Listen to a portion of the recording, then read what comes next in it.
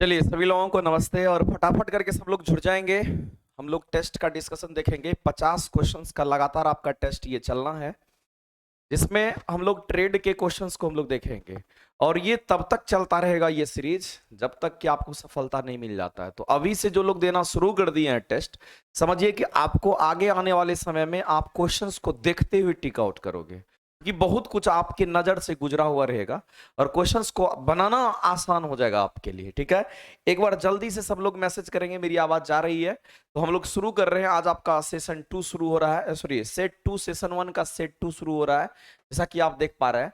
तो चलिए हम लोग शुरू करते हैं पहला क्वेश्चन से। पहला क्वेश्चन आपका दे रखा है, ये पहला जो क्वेश्चन आपका दे रखा है ये लिमिट फिट टॉलरेंस का क्वेश्चन है। और जो लोग नहीं पढ़े हैं घबराना नहीं है, बस समझना है। यहाँ पर कह रहा है कि एक 50 मिलीमीटर के होल की लिमिट्स, इसमें ई एस दे रखा है। एक्चुअली ये में एस जो होगा यहाँ पर छोटा होता है, कि कैपिटल ई स्मॉल एस लिखेंगे और कैपिटल ई स्मॉल आई लिखा जाता है इसको। ठीक है, इसका मीनिंग क्या हुआ? ई एस का मीनिंग होता है, यहां पर पहले तो ये समझने की कोशिश की थी। ई एस का मीनिंग क्या होता है? इकार्ट सुपीरियर। कभी कभी ये फुल फॉर्म भी पूछ लेता है, इसको बोलते हैं इकार्ट सुपीरियर कहते हैं, इसको इकार्ट सुपीरियर कहते हैं। और ई आई कहने का मतलब है ये हमारा होगा इकार्ट इंफीरियर।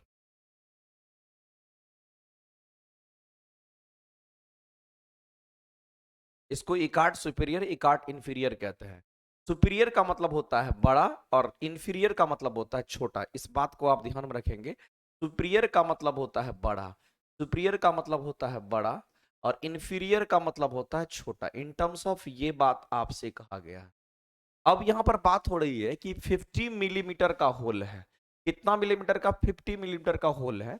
कोई होल होगा जिसका साइज कितना है, ये होल है मान लेते हैं, इसका डायमीटर कितना है, ये 50 mm की बात कर रहा है।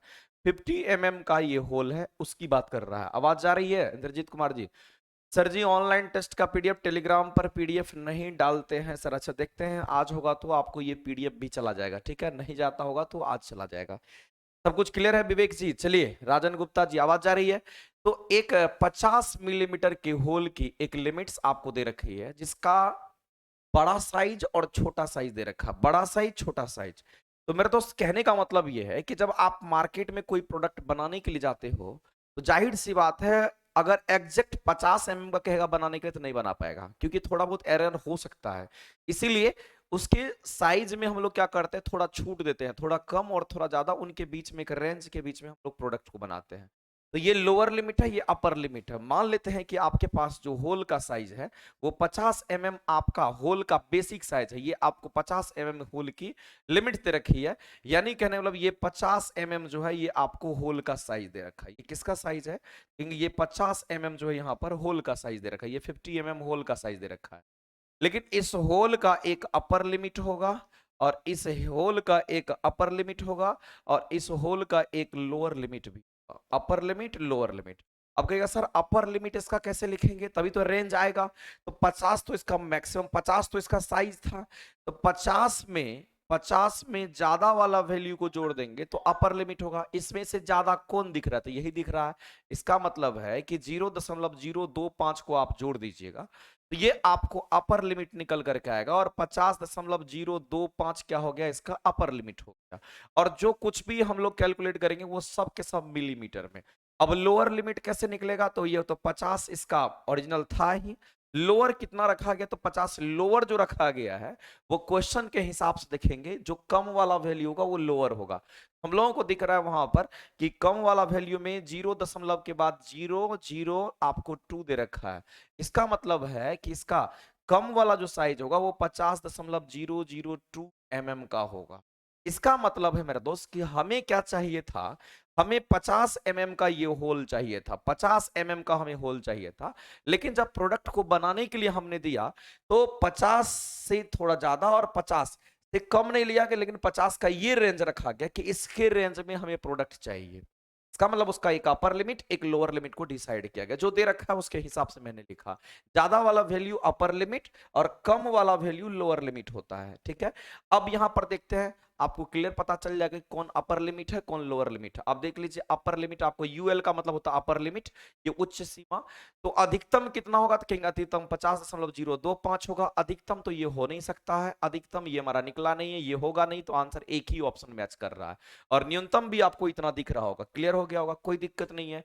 अब इसी वैल्यू को हम लोग इकार्ट सुपीरियर कहते हैं। इस वैल्यू को हम लोग क्या कहते हैं, इसी को हम लोग इकार्ट सुपीरियर कहते हैं। ये हमारा वैल्यू इकार्ट सुपीरियर, अपर लिमिट वाला वैल्यू इकार्ट सुपीरियर, लोअर लिमिट वाला वैल्यू इकार्ट इंफीरियर कहलाता है। कोई दिक्कत नहीं है, दोनों साइज आपको पता चल गया, उच्चतम साइज और न्यूनतम साइज दोनों पता चल गया। और इन दोनों के बीच को हम लोग रेंज कहते हैं। ये हमारा क्या कहलाता था, ये हमारा रेंज हो गया। यहां से लेकर के यहां तक के बीच में प्रोडक्ट बनेगा, इन दोनों के बीच में ही प्रोडक्ट बनेगा। 50.002 से ऊपर और 50.025 से नीचे ही कोई प्रोडक्ट इसके बीच में बन करके आएगा, वो एक्सेप्टेबल है। और इस रेंज को ही हम लोग क्या कहते हैं, तो इसी रेंज को हम लोग टॉलरेंस जो, इसको हम लोग क्या बोलेंगे, तो याद रखना इसका नाम क्या होगा, तो कहेंगे इसको हम लोग टॉलरेंस जोन बोलते हैं। जो टॉलरेंस आपने दिया उसका एक जोन बन गया, किसी के बीच में प्रोडक्ट बनेगा। तो याद रखना टॉलरेंस जोन हमारा यहां से यहां के बीच में होगा। अगर बोलेगा कि टॉलरेंस जोन कितना निकलेगा, तो आप टॉलरेंस जोन निकाल करके भी दिखा सकते हैं कि इसमें से अगर बोलेगा कि बताओ टॉलरेंस जोन कितना होगा, तो आप कहेंगे upper limit minus lower limit को घटा देंगे, टॉलरेंस जोन निकल जाएगा। तो upper limit minus lower limit आप घटा दीजिए। अपर लिमिट कितना दे रखा है, तो आप कहेंगे सर ये तो 50.025 दे रखा है, माइनस कर दीजिएगा 50 दशमलव कितना, तो 0.02 को घटा दीजिएगा। ये वैल्यू कितना होगा, तो ये वैल्यू फाइनली आपको कितना आएगा, तो कहेंगे 50 दशमलव में 025 और फिर 50.00 कितना है लास्ट में, तो आपका 2 दे रखा है, घटा दीजिए इसमें से। 5 में से 2 जाएगा तो यहाँ पर 3 हो गया, यहाँ पर 2 हो गया और ये हमारा 0 हो गया, पॉइंट हो गया। तो ये हमारा क्या आ गया, तो टॉलरेंस जोन उसका आ गया। इतने प्रोडक्ट हमारे बन सकते हैं इसके बीच में। ये टॉलरेंस 0.023 सॉरी 0.023 जो हमारा क्या होगा, तो कहेंगे ये टॉलरेंस जोन निकल गई। तो आपसे ये भी क्वेश्चन पूछा जा सकता था, इसलिए पता होगा तो बन जाएगा। ठीक है, चलो आगे चलते हैं, अगले क्वेश्चन की तरफ हम लोग बढ़ते हैं। और अगला क्वेश्चन हमारा क्या कहता है, समझिएगा कि लिमिट और फिट्स में BIS system, bureau of Indian standard की बात कर रहा है सिस्टम के अंतर्गत, क्योंकि हमारा लिमिट और फिट टॉलरेंस को के अनुसार हम लोग पढ़ते हैं। और संबोधित करने के लिए कौन सी विधि सही नहीं है। हाँ, तो यहां पर देखो लिखने का तरीका कौन सा इसमें से सही नहीं। सबसे पहले तो अगर आपको 45 लिखा हुआ है, सॉरी, सबसे पहले तो आपको यहाँ पर 45 अगर लिखा हुआ है, ये 45 अगर ऐसा लिखा हुआ दिखता है, तो इसको समझ लेना ये बेसिक साइज है। ये क्या है, याद रखना ये हमारा बेसिक साइज है, इसको हम लोग बेसिक साइज कहते हैं। ये बेसिक साइज होता है 45 जो सब में लिखा हुआ है। अब इसको लिखने का तरीका क्या होगा, अगर इस पर लिखेंगे तो हमेशा कैपिटल H कैपिटल लेटर को हमेशा ऊपर लिखते हैं। H8 हो गया तो नीचे हमारा G7, ये एक्यूरेट वे है लिखने का, हम लोग ऐसा लिख सकते हैं। दूसरा में कभी भी स्मॉल लेटर ऊपर नहीं होगा, तो ये गलत हो गया और गलत ही चूज करना था आंसर। ये कैपिटल लेटर यहां भी ऊपर है, कैपिटल लेटर यहां भी पहले है, तो ये भी सही है, ये भी सही है। हमेशा कैपिटल लेटर जो होता है वो आपको पहले लिखा जाता है, तो ये भी स्टेटमेंट सही है, ये भी आपका सही है और ये भी, क्या इस बात को आप ध्यान में रखेंगे। तो इस तरह से हमारा ये लिखने का तरीका, अगर यहां पर ऊपर में G7 स्मॉल वाला ऊपर में दे रखा है, तो ये गलत दे रखा है। नेक्स्ट आगे चलते हैं, एक कंपोनेंट दिया गया है जिसका साइज आपको 24 माइनस समथिंग दे रखा है, इसमें से इसके बारे में पूछा रहा है कि ये क्या प्रकट करता है। तो ये क्या प्रकट करता है, तो उच्चतम विचलन को प्रकट करता है। नहीं, अगर माइनस लगा हुआ तो उच्चतम विचलन हमारा हो नहीं सकता है।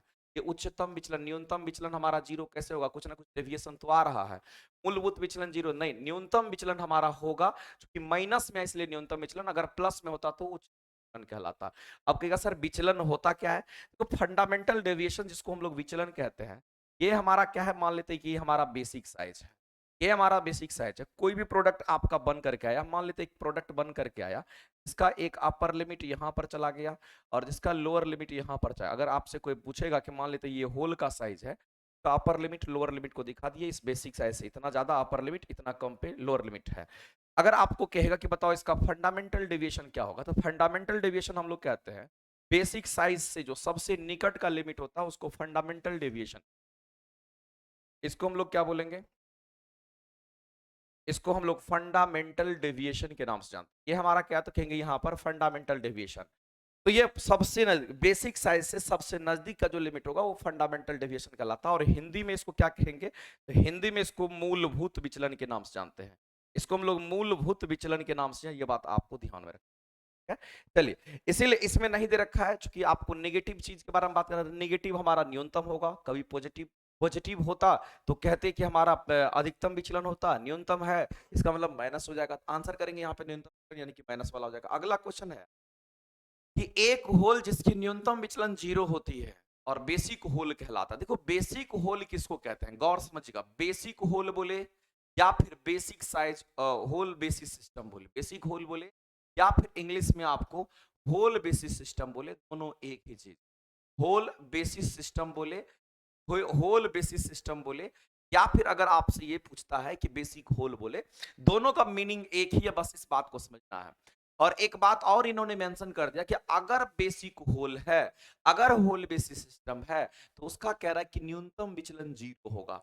न्यूनतम विचलन 0 होगा। न्यूनतम विचलन अधिकतम विचलन किसको कहते हैं, एक बार बैक आते हैं और एक बार बैक आते हैं और फिर हम लोग इस पॉइंट पे आते हैं। देखो यहां पर अगर न्यूनतम विचलन और अधिकतम विचलन की अगर बात करेगा, अधिकतम अपर लिमिट तक को अगर हम लोग बेसिक साइज से ऊपर तक जाएंगे, अपर लिमिट तक बोलते हैं हम लोग मैक्सिमम डेविएशन यानी कि उच्चतम विचलन के नाम से। इसको हम लोग क्या कहेंगे, तो ये हमारा उच्चतम विचलन कहलाता है, ये उच्चतम विचलन। और अपर लिमिट बेसिक साइज से अगर लोअर लिमिट तक जाते हैं तो इसको क्या बोलेंगे लोग, न्यूनतम विचलन बोलते हैं। हमारा क्या है तो कहेंगे न्यूनतम विचलन के नाम से जानते हैं, ये हमारा न्यूनतम विचलन कहलाता है। ठीक है, अब यहां पर आते हैं तो उच्चतम और न्यूनतम की बातें आपको समझ में आ गई, तो यहां भी समझ में आ जाएगा। न्यूनतम विचलन का मान यहां पर क्या कह रहा है, 0 कह रहा है। होल बेसिस सिस्टम है, इनमें से कौन सा अक्षर बेसिक होल को प्रकट करेगा।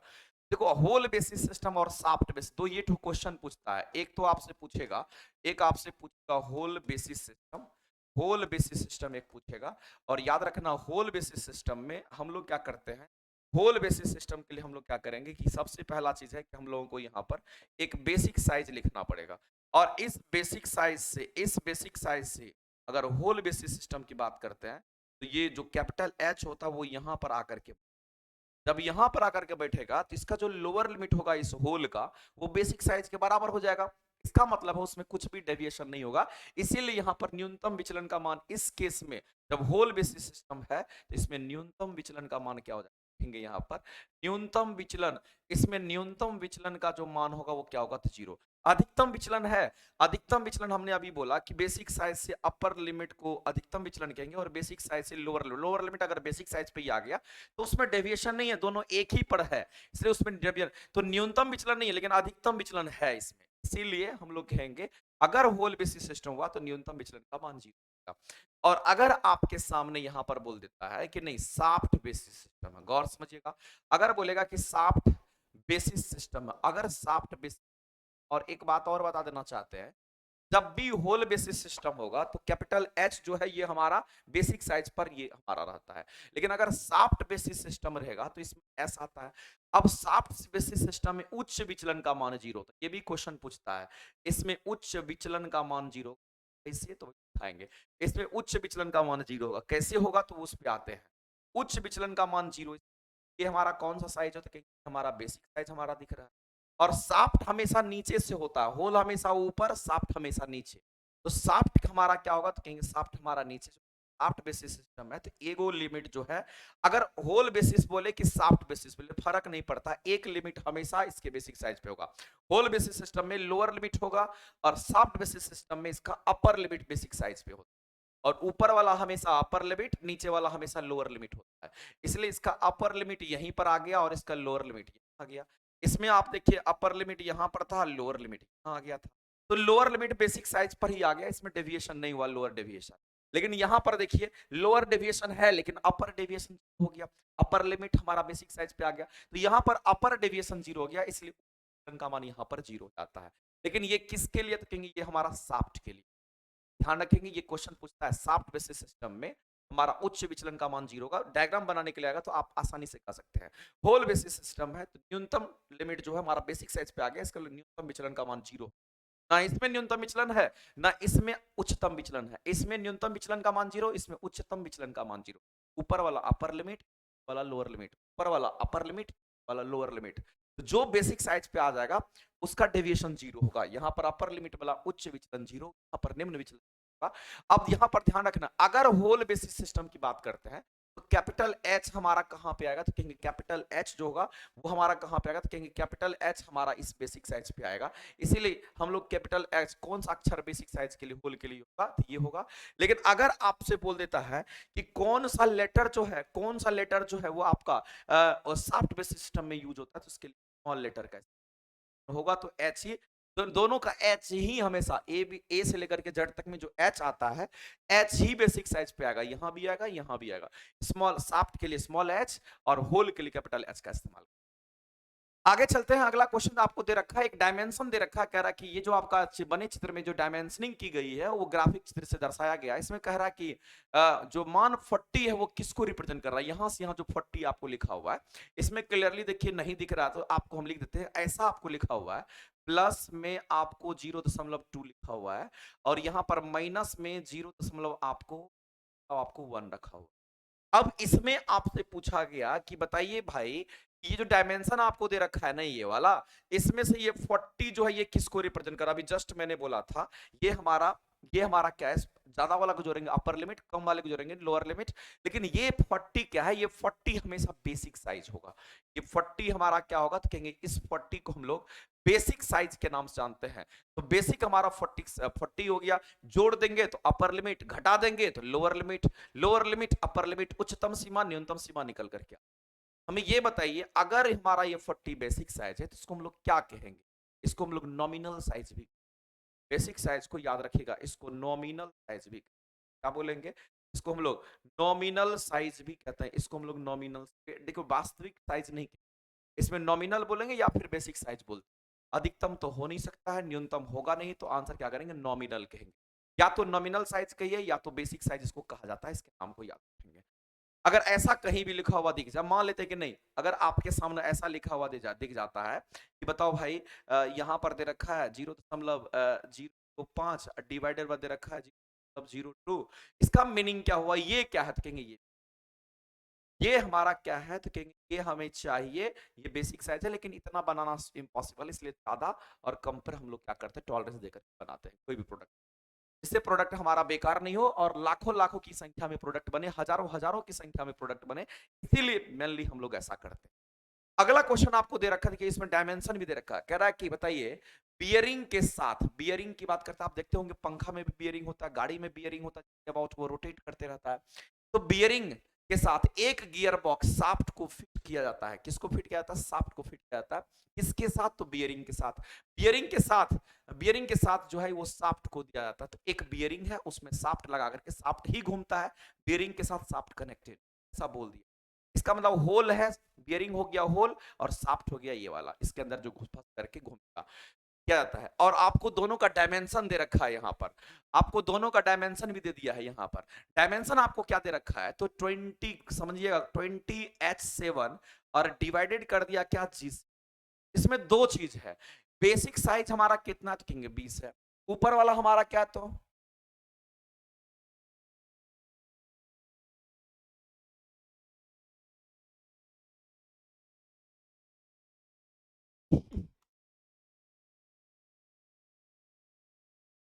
बड़ा वाला मंगाई।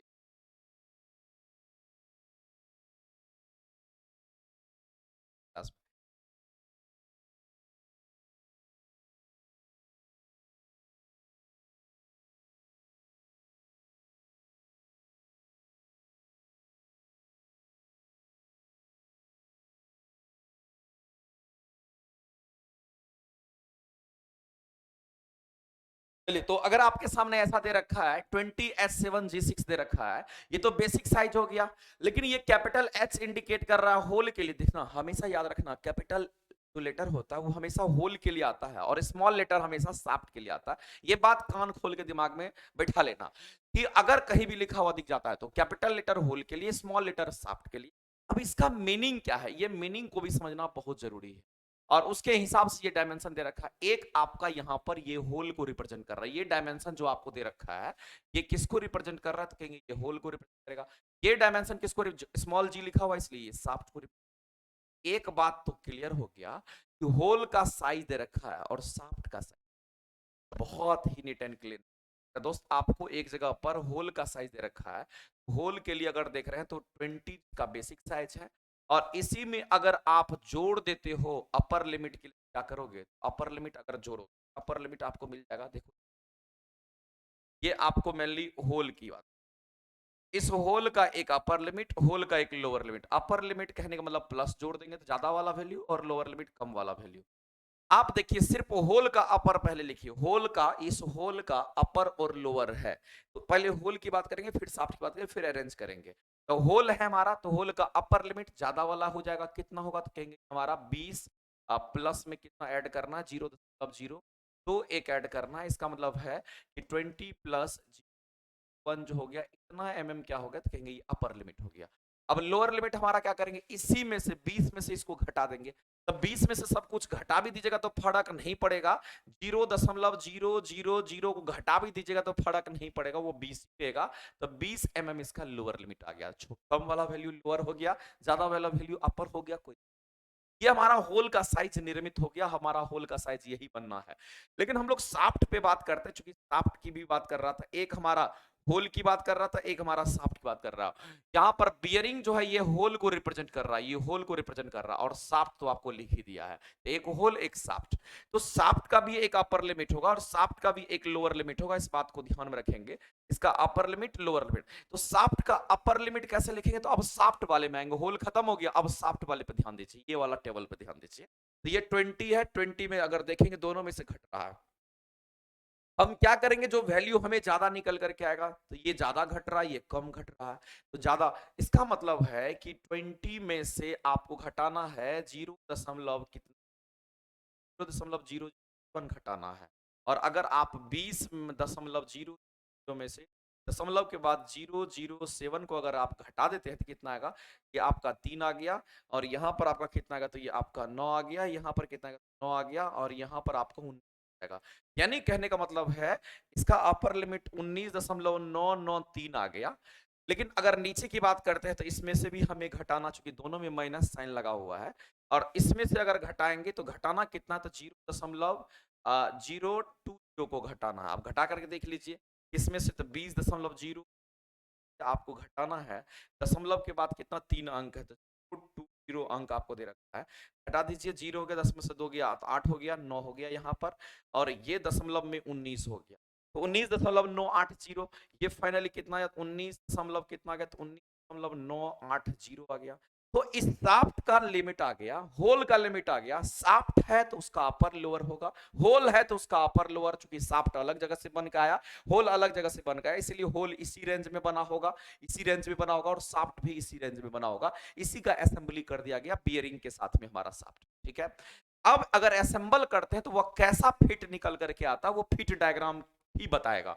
तो फिट डायग्राम बनाने के लिए आपको थोड़ा सा कंसेप्ट जानने की जरूरत है।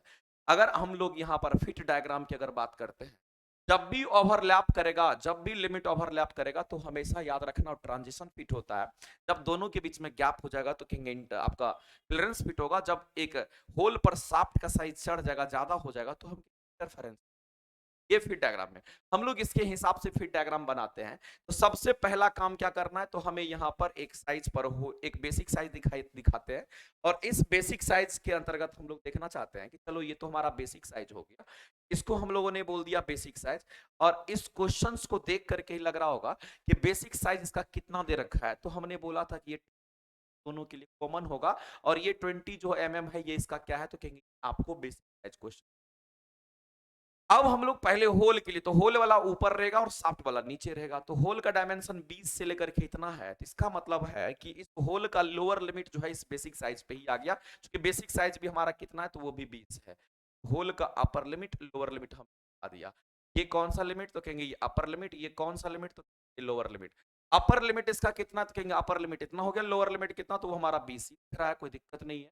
अब ये हमारा किसके लिए था, तो ये हमारा होल के लिए। अब दूसरा हमारा शाफ्ट के लिए है, इसके लिए भी डायमेंशन बनाएंगे, लेकिन ये 20 से तो नीचे आएगा, चूंकि नीचे 20 से कम वैल्यू है, तो शाफ्ट वाले को अपने हिसाब से बना देते हैं कि भाई तू चलो यहाँ और तुम यहाँ आ जाओ। हमारा अपर लिमिट हमेशा अपर होता है, ये हमें अपर लिमिट और ये हमेशा क्या होगा, तो अब आप देख लीजिए इसमें से कौन सा लोअर लिमिट है, तो नीचे वाला 9 पॉइंट ये आपको दे रखा है, ये आपको लोअर लिमिट कितना है, तो 19.980 दे रखा है, और अपर लिमिट कितना, तो कहेंगे 19.993 दे रखा है, इतना अब देखो ये होल है और ये साफ्ट है, ये होल है ये साफ्ट है, दोनों के बीच में गैप हो गया, आसानी से उस होल में साफ्ट जा सकता है, क्योंकि साफ्ट का साइज छोटा है और होल का साइज क्या है, तो बड़ा है, आसानी से जाएगा, तो उसको क्लियरेंस फिट, उसको कौन सा फिट बोलेंगे, क्लियरेंस फिट बोलते हैं। अगर ऐसा होगा जो आसानी से जा रहा है आ रहा है, उसको क्लियरेंस फिट बोलते हैं, क्योंकि होल के साइज बड़ा है।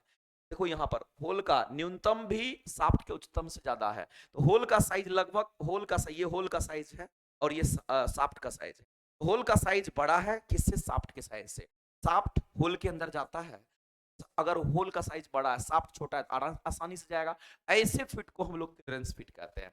अगर ऐसा हो गया तो इसको हम लोग कौन सा फिट कहेंगे, इसको हम लोग बोलते हैं यहाँ पर क्लियरेंस, इसको हम लोग कौन सा फिट बोलेंगे मेरा, तो कहेंगे इसको हम लोग यहाँ पर क्लियरेंस, इसको क्लियरेंस। अगर एक भी साइज ओवरलैप कर जाता तो ट्रांजिशन फिट होता, अगर साफ्ट उठ करके यहाँ जाता होल के साइज को भी पार कर जाता तो हमारा ट्रांजिशन इंटरफेरेंस फिट होता। ये कैसा फिट हो गया, तो कहेंगे ये हमारा क्लियरेंस, कोई दिक्कत नहीं है, समझ आना चाहिए, ठीक है।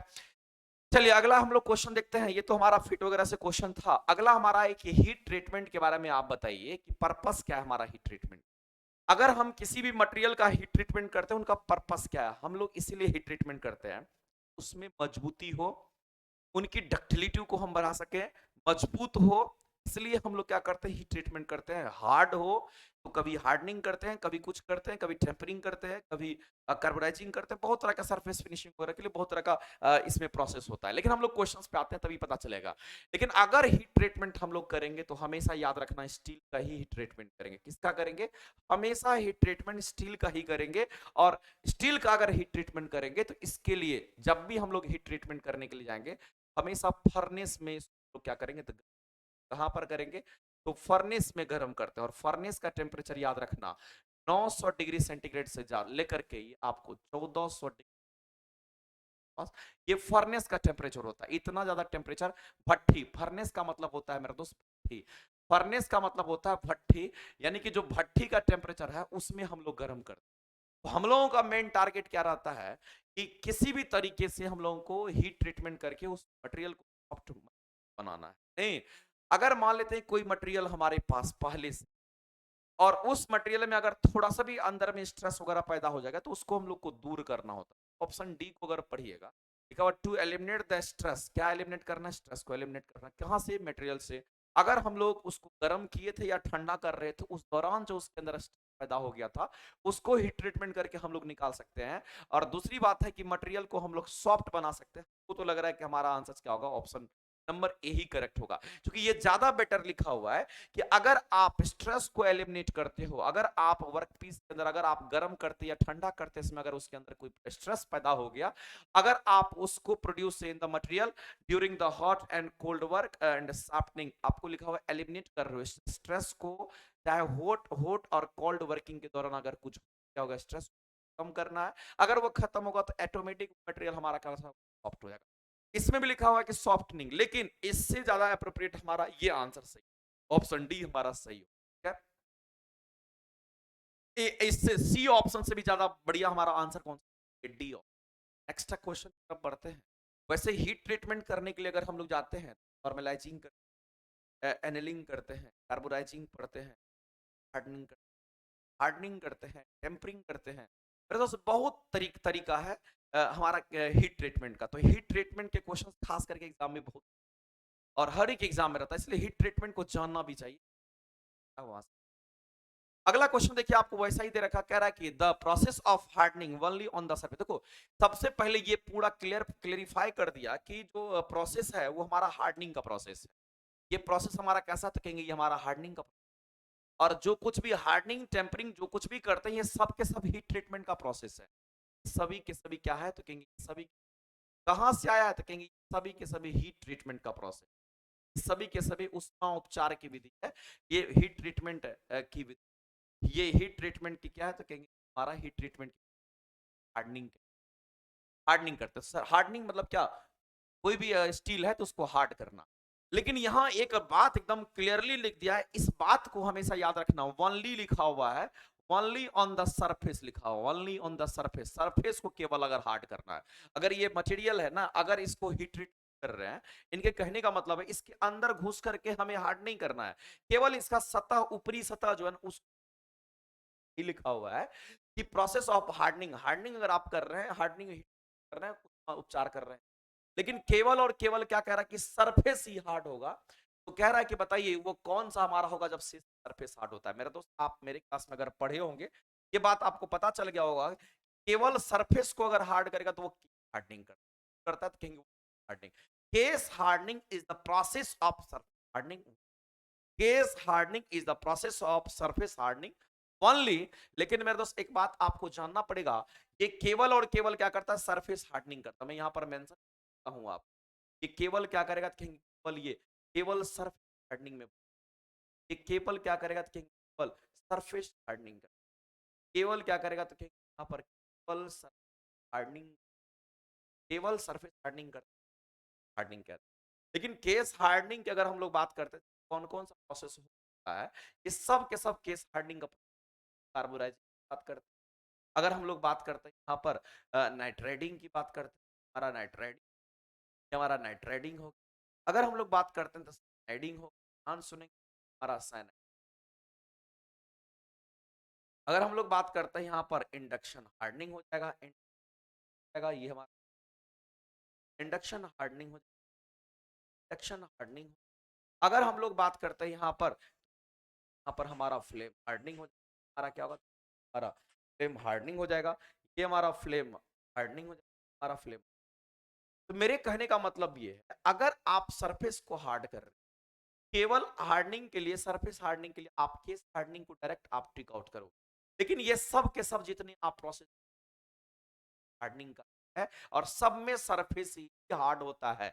यहां पर क्वेश्चन के आंसर क्या होंगे, तो अब अगर हम लोग बात कर लेते हैं, यहां पर हमारे सामने जो क्वेश्चन दे रखा है अनिलिंग का, तो ये अनिलिंग क्या करता है, हार्ड सरफेस को हार्ड नहीं करता, ये क्या करता है, उस मटेरियल, याद रखना, ये मटेरियल को क्या करता है, ये प्रोसेस हमारा, मटेरियल क्या करता है, मटेरियल का आप हीट, मटेरियल को क्या करेगा, सॉफ्ट बनाता है, सॉफ्ट बनाता है। सॉफ्ट बनाने का मतलब है वो मुलायम बनाता है, क्या करेगा, तो कहेंगे मुलायम बनाता है, दिक्कत नहीं है। और अगर हम लोग टेम्परिंग करते हैं, ये टेम्परिंग जो टर्म लिखा हुआ है, इसका मीनिंग क्या है, तो आपको जानना एकदम मस्ट है कि टेम्परिंग तभी करेंगे जब हम लोग हार्डनिंग करें। पहले सरफे पहले हार्डनिंग करेंगे, मटेरियल को हार्ड कर देंगे, उसके बाद उस मटेरियल को अगर दोबारा से सॉफ्ट करना चाहेंगे तो आपको, तो हार्डनिंग क्या हुआ, मटेरियल को सॉफ्ट करने। एक ही लाइन में आप ध्यान से सुनेंगे, हार्डनिंग, हार्डनिंग करके, हार्डनिंग करने के बाद ऐसे लिख, हार्डनिंग करने के बाद, हार्डनिंग बाद मटेरियल को सॉफ्ट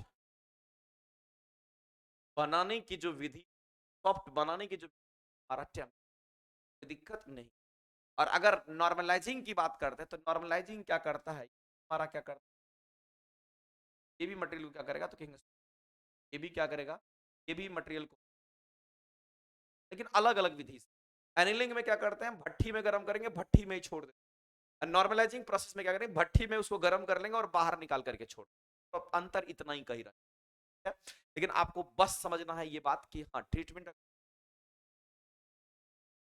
कार्बोराइजिंग की अगर बात करते हैं तो समझ लेना, उसमें कार्बन को डाल करके प्रोसेस करते हैं। नाइट्रेटिंग में हम नाइट्रोजन गैस को डाल देते हैं, साइनाइडिंग में नाइट्रोजन और कार्बन दोनों डाल देते हैं, और इंडक्शन हार्डनिंग में हम लोग कॉइल का इस्तेमाल करते हैं, और फ्लेम हार्डनिंग में हम क्या करते हैं, आप वेल्डिंग करते हैं उसमें गैस फ्लेम।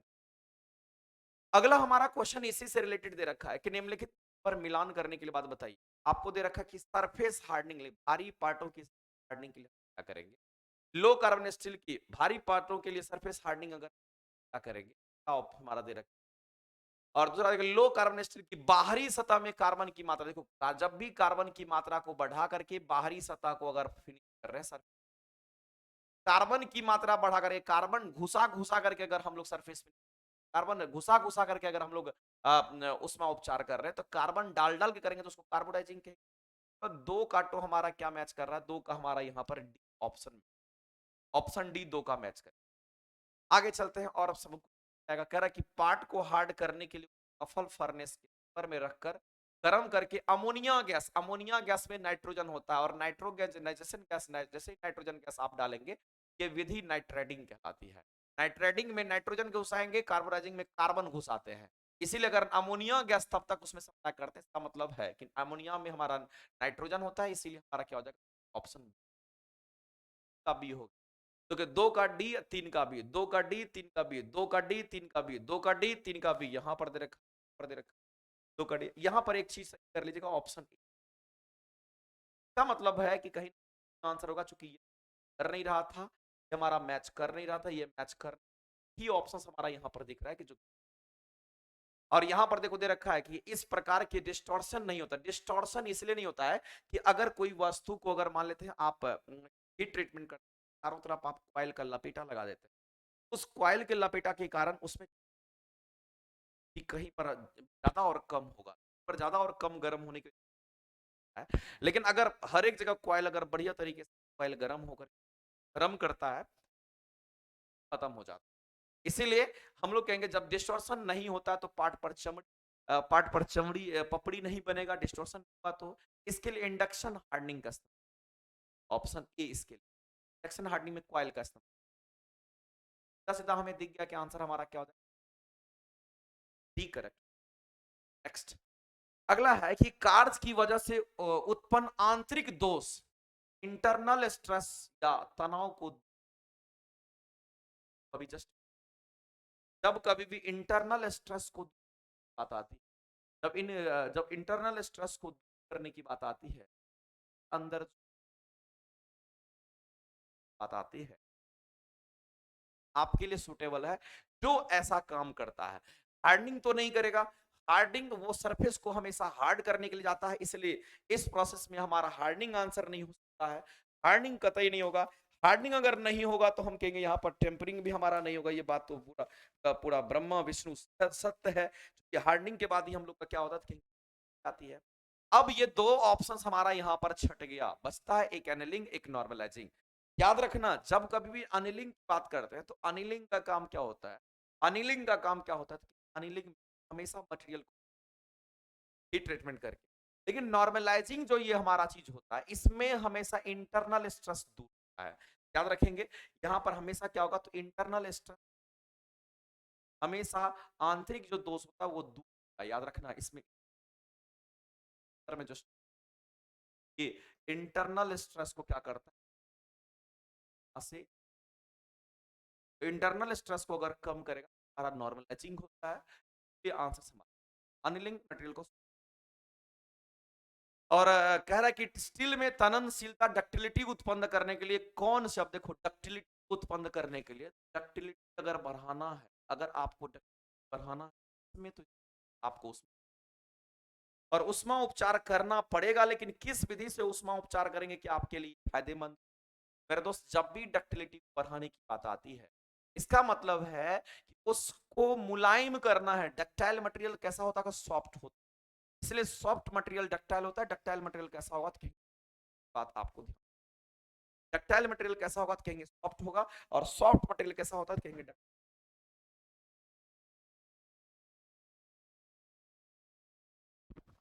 अगर इसमें अगर आप देखेंगे इस क्वेश्चन के सॉल्यूशन करेंगे, कार्बोराइजिंग है ये हमारा हो नहीं सकता है, क्योंकि कार्बोराइजिंग क्या करता है, सरफेस हार्डनिंग करता है। ये क्या करता है, इस बात को ध्यान में रखना, ये सरफेस हार्डनिंग करता है। ये मेरा दोस्त ये क्या करेगा, हमारा सरफेस हार्डनिंग करता है। सतह को क्या करता है तो कहेंगे सतह को हार्ड बनाता है ये, और कोर हार्डनिंग हमारा होगा नहीं। फेस हार्डनिंग भी सरफेस हार्डनिंग है, इसी का ये पार्ट है। ये भी हमारा क्या करता था, ये भी हमारा सरफेस हार्डनिंग। देखो थोड़ा सा दिमाग को एकदम आपको ले पड़ेगा छाट करके ऑप्शन। अब बच क्या गया हमारा, अनिलिंग बच गया, ये होगा। अब अनिलिंग एक ऐसा प्रोसेस है जिसमें मटेरियल सॉफ्ट होता है। अनिलिंग एक ऐसा प्रोसेस है, अनिलिंग में क्या करते हैं कि भट्टी में गर्म करते हैं और भट्टी में ठंडा होने के लिए छोड़ते। याद रखना कि भट्टी में गर्म करके, भट्टी में गर्म करके, भट्टी में गर्म करके मटेरियल को भी में ही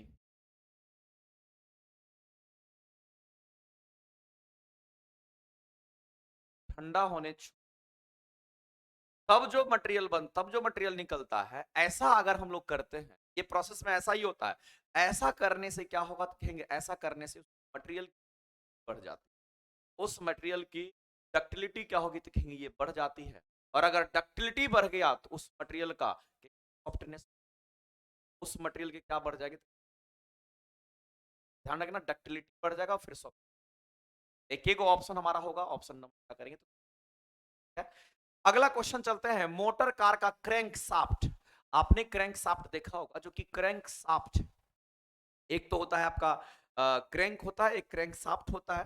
तो यहां पर क्रैंक शाफ्ट की बात कही जा रही है, और एक होता है हमारा क्या, जिसको बोलते हैं कनेक्टिंग रड। देखो अगर थोड़ा सा भी अगर आप पढ़ रहे हैं तो आपको एक बात पता होगा कि मान लेते हैं कि हमारा पिस्टन, मैं ब्रीफ में ये बताना चाहता हूं आपको कि अगर मैं यहां पर बात करूं कि ये हमारा पिस्टन है, ये हमारा पिस्टन, और पिस्टन का मूवमेंट हमारा टीडी, ये वाला पोर्शन जो हमारा इसको टॉप डेड, और नीचे वाला को बोलते हैं बॉटम डेड। एक टीडीसी हो गया, एक, अब यहां से क्या करते हैं कनेक्टिंग, यहां पर हमारा ये और इसी क्रैंक में यहां पर कनेक्ट है हमारा क्रैंक। अब ये तीन पोर्शन में बट गया, तीनों पोर्शन के बारे में आपको पता होना चाहिए। देखो जब भी पिस्टन सिलेंडर की बात करता है, बात को एकदम नहीं कि पिस्टन ये सिलेंडर कह रहे, और अगर पिस्टन सिलेंडर की अगर बात करते हैं कि किस मटेरियल का ये पिस्टन, याद रखना ये हमारा कास्ट आयरन का बना होगा, कास्ट आयरन, लोग हलवा लोहा के नाम से जानते हैं इसको, हम लोग क्या कहेंगे तो इसको हलवा लोहा के नाम से जानते हैं, ये बात आपको ध्यान। अब दूसरी बात, इसके अंदर ये वाला जो पोर्शन देखते हैं क्या बोलते हैं, ये हमारा क्या कहलाता है, हमारा पिस्टन है। अब मैं आपसे कहना चाहता हूं कि अगर ये हमारा पिस्टन है, ये ब्लैक वाला जो दिख रहा है, ये केवल और केवल मैं ब्लैक की बात कर रहा हूं, ये पिस्टन है हमारा। अगर इस पिस्टन की बात करते बना होता है, याद रखना ये भी हमें याद रखना है कि ये एल्युमिनियम का बना होता है, और एल्युमिनियम का इसलिए पिस्टन को बनाते हैं ताकि उसके अंदर वो ऊपर नीचे आसानी से कर पाए, इजी में कर पाए, हल्का होता है, मूवमेंट कर पाए। तो कास्ट आयरन का बना हुआ हमारा सिलेंडर होता है, उसके अंदर जो ये पिस्टन का मूवमेंट होता है वो हमारा किस का बना होता है, एग्जाम में पूछता है। और अगर हम लोग बात करते हैं यहाँ पर जो हमारा कनेक्टिंग रड होता है, इसका नाम है मेरा दोस्त, कनेक्ट करने का काम करता है, ये होता है हमारा कनेक्टिंग रड। और यहाँ जो पिन लगा रहता है, यहाँ जो पिन रहता है, इस गजन पिन बोलते हैं। इसको कौन सा पिन बोलेंगे तो इसको गजन पिन, यहाँ पर गजन पिन होता है। और ये वाला जो पोर्शन होता है इसको क्या बोलेंगे, हमारा क्रैंक। कनेक्टिंग रड जो होता है हमारा फोर्ज स्टील का बना होता है, क्या बना होगा, ये हमारा फोर्ज स्टील का बना होता है, ये सब एग्जाम हमारा फोर्ज स्टील का बना होता है। अगर इस क्रैंक की बात करते हैं, ये हमारा क्रैंक हो गया, यहाँ पर ये जो आपको दिख रहा है इसका शाफ्ट कहते हैं, ये हमारा क्या कहलाएगा तो हमारा क्रैंक। अब ये क्या होता है गौर समझिए, क्रैंक शाफ्ट, ये क्रैंक हमारा ऐसे रोटेट 60 डिग्री का रोटेशन है, ये टीडीसी से पीडीसी से हमारा होगा, अगर होगा तो 180 डिग्री ये घूम जाएगा, और फिर बीडीसी जाएगा तो 100 जाएगा, यानी कि टीडीसी से बीडीसी जाने में कितना हो गया तो कहेंगे 360 डिग्री का रोटेशन। ऐसे करके ये मशीन हमारा चालू। तो क्रैंक शाफ्ट जो होता है वो किस मटेरियल का बना होता है इसकी बात कर रहा है, तो ये याद रखना, ये किस मटेरियल का बना होगा तो कहेंगे हमारा स्टेनलेस, ये हमारा स्टेनलेस, ये हमारा स्टेनलेस। अगर क्रैंक और कनेक्टिंग रड की बात करते हैं मटेरियल का, तो आप ध्यान में रखेंगे, इसलिए हमारा आंसर क्या हो जाएगा, सॉरी ये हमारा स्टेनलेस क्रोम रखा है तो निकल आपसे ज्यादा सही है। यहाँ पर निकल क्रोमियम अगर दे रखा है तो ये हमारा निकल क्रोमियम स्टील हमारा सही है। क्योंकि अगर जब कभी भी हम लोग बनाते हैं हमारा जब कभी हम लोग बनाते हैं तो हमारा एलवाई स्टील, ध्यान सुनेंगे, ये हमारा एलवाई स्टील ये हमारा एलवाई स्टील, एलवाई स्टील, ये इंपॉर्टेंट। अगर आपको निकल क्रोमियम दे दिया और निकल क्रोमियम अगर दे दिया, इसका मतलब ये एलवाई बन गया। निकल मिलाते हैं, क्रोमियम मिलाते हैं, क्रोमियम जंग रोधी काम करता है, और निकल मिलाते हैं, थर्मल एक्सपेंशन नहीं होता है, बार बार गर्म होगा चलेगा, तो कहेंगे निकल क्रोमियम अगर मिक्स है हमारा एलवाई स्टील, तो हम लोग क्या एलवाई स्टील के नाम से जानते हैं, इस बात को ध्यान, इसीलिए हमारे आंसर सी, अगर ये नहीं होता तो ये हम कर सकते। चलिए आगे चलते, नेक्स्ट अगला क्वेश्चन जो दे रखा है उसके आंसर्स आप लोग एक बार बात करेंगे। इंद्रजीत कुमार जी, राजन जी, अमित कुमार जी, जल्दी से एक बार इस क्वेश्चन का आंसर करके आप बताएंगे कि इस क्वेश्चन का आप आंसर क्या कर रहे हो। सामने दिख रहा है, इस क्वेश्चन के आंसर क्या करेंगे। Temporary hardness can be removed by, अगर देखो हार्डनेस की बात करते हैं, हार्डनेस परमानेंट हार्डनेस भी,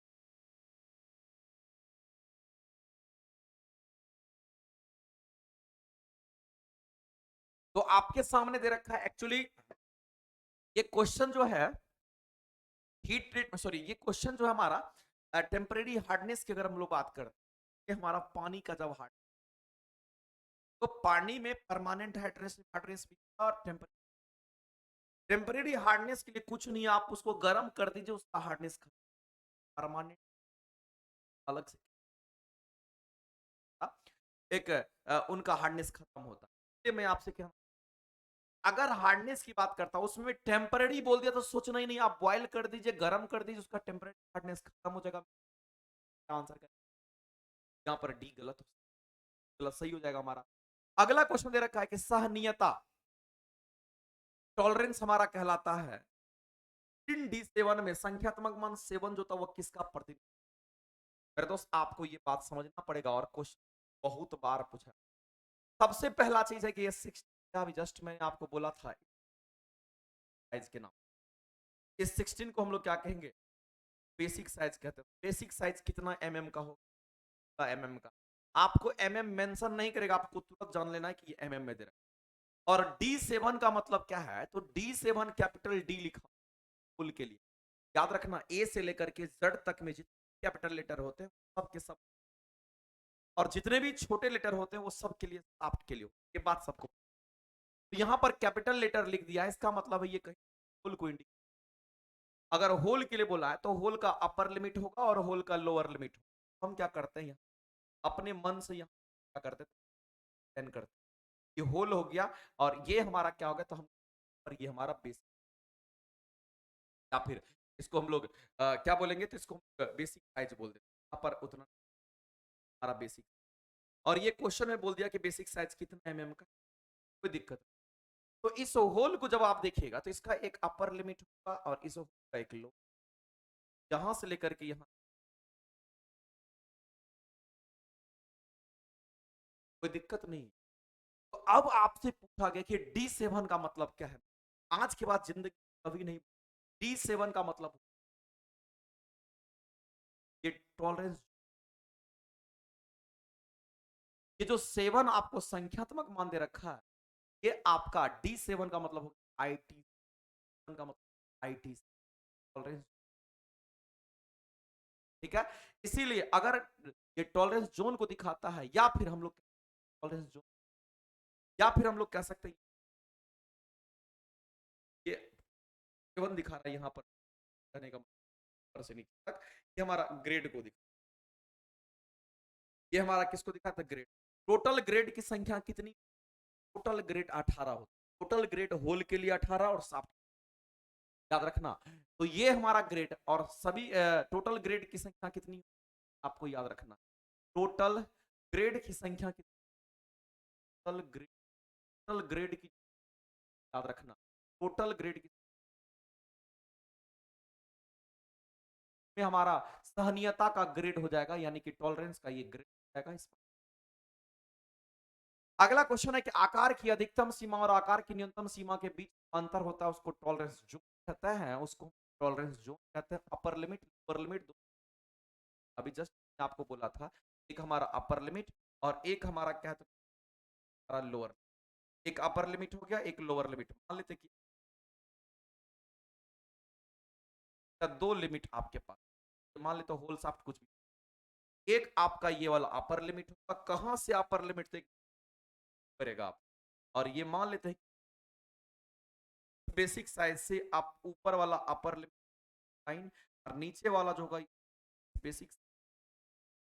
अब इन दोनों के बीच में ये वाला जो इनका थिकनेस दे रखा है वाला टॉलरेंस, इसको क्या बोलते हैं?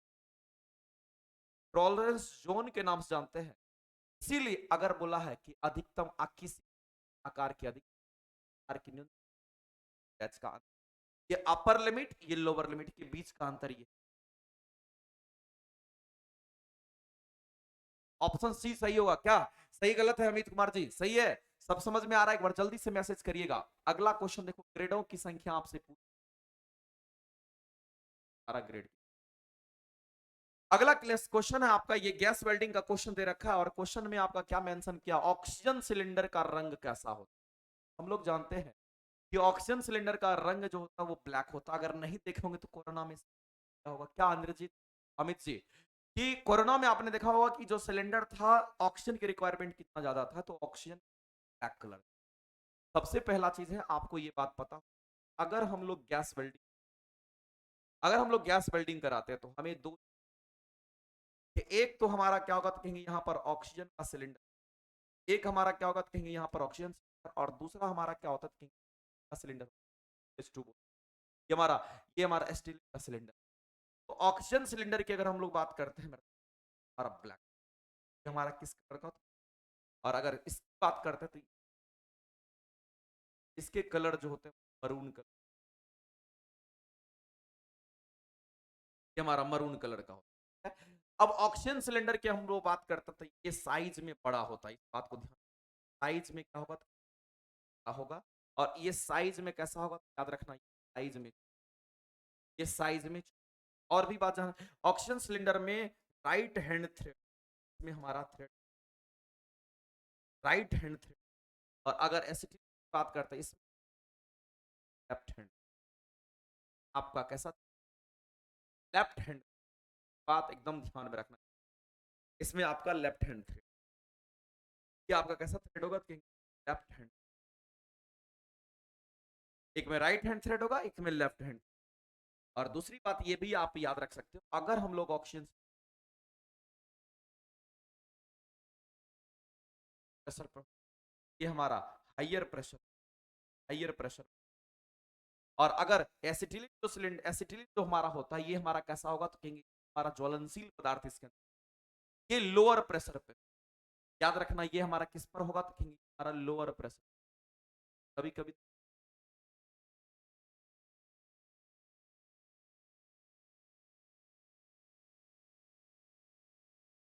यहां पर हाइयर प्रेशर की अगर बात करते हैं, याद रखना लगभग 100 पर सेंटीमीटर। तो गैस वेल्डिंग की जब हम लोग बात करते हैं, गैस वेल्डिंग कलर को ध्यान में रख, तो आंसर करेंगे अगर ब्लैक कलर की बात, सॉरी ऑक्सीजन सिलेंडर की बात करेंगे तो सीधा आंसर क्या, ऑक्सीजन सिलेंडर हमारा क्या। चलिए अगले क्वेश्चन की तरफ बढ़ते हैं मेरे दोस्त, और अगला क्वेश्चन दे रखा है कि ज्वाला का जो उच्चतम तापमान होता, ज्वाला की बात करते लोगों ने क्या सीखा, गैस वेल्डिंग। अब एक बात और हमें यहाँ पर सीखनी है, गैस वेल्डिंग के अंदर क्या फ्लेम, गैस वेल्डिंग के अंदर क्या बनेगा, अगर इस फ्लेम की बात करते हैं तो किस तरह का फ्लेम बन, तरह का फ्लेम आपको नजर, कितने तरह का फ्लेम नजर आएगा, 3 तरह का फ्लेम नजर आएगा। सबसे पहला फ्लेम का कौन सा, ये न्यूट्रल फ्लेम होगा, एकदम घोंट जाना जो चीज लिख रहे हैं, चूंकि क्वेश्चन बार बार पूछे। दूसरे की अगर हम लोग बात करते हैं तो कार्बोराइजिंग, हमारा कौन सा कार्बोराइजिंग फ्लेम हो गया। और तीसरे की बात करते थे ये हमारा कैसा, हमारा ऑक्सीजन, ये हमारा कैसा फ्लेम होगा। अगर हम लोग न्यूट्रल फ्लेम की बात करते हैं, याद रखना न्यूट्रल फ्लेम में जो ऑक्सीजन की रिक्वायरमेंट होती है और C2H2 की बराबर रेशियो, कार्बोराइजिंग फ्लेम में क्या होगा तो C2H2 की मात्रा ज्यादा, O2 की मात्रा यहाँ पर, और अगर ऑक्सीडाइजिंग फ्लेम नाम से ही पता चलता है ऑक्सीजन की मात्रा ज्यादा, सी, तो ये फ्लेम के लिए हो गया। लेकिन एक बात याद रखना, चाहे फ्लेम न्यूट्रल हो, कार्बोराइजिंग हो, ऑक्सीडाइजिंग फ्लेम, फर्क नहीं पड़ता है, उसके अंदर जो कोन बनता है, सबसे अंदर में जो कोन बनता है वो व्हाइट या व्हाइट ब्लू बनता है कोन, सबसे इनर कोन होता है, उसी से वेल्डिंग की जाती है। बाहरी कोन जो बनता है इनवेल्डिंग नहीं, अंदर वाले कौन सी वेल्डिंग बनती है। तो न्यूट्रल फ्लेम का इस्तेमाल सबसे ज्यादा किया जाता है, याद रखेंगे, सबसे ज्यादा इस्तेमाल यही होता है, सबसे ज्यादा इस्तेमाल अगर कोई होता है तो इसका इस्तेमाल रेयर होता है, इसका इस्तेमाल रेयर होता है, इसका इस्तेमाल बहुत कम इस्तेमाल, इसका इस्तेमाल बहुत कम। लेकिन एक बात याद रखना कि इससे हम लोग क्या करते हैं, गैस कट, हमारा कहाँ, ये हमारा गैस कटिंग, इसका इस्तेमाल हम लोग कहाँ, गैस कट काटने के लिए, को काट। और गैस कटिंग किस प्रिंसिपल पे काम करता है, याद रखना, गैस कटिंग जिस प्रिंसिपल पे काम करता है उसको हम लोग क्या बोलते हैं, कि ऑक्सीडेशन। किस पर काम करेगा, देखेंगे, ये ऑक्सीडेशन के सिद्धांत पर कार्य करता है, ऑक्सीडेशन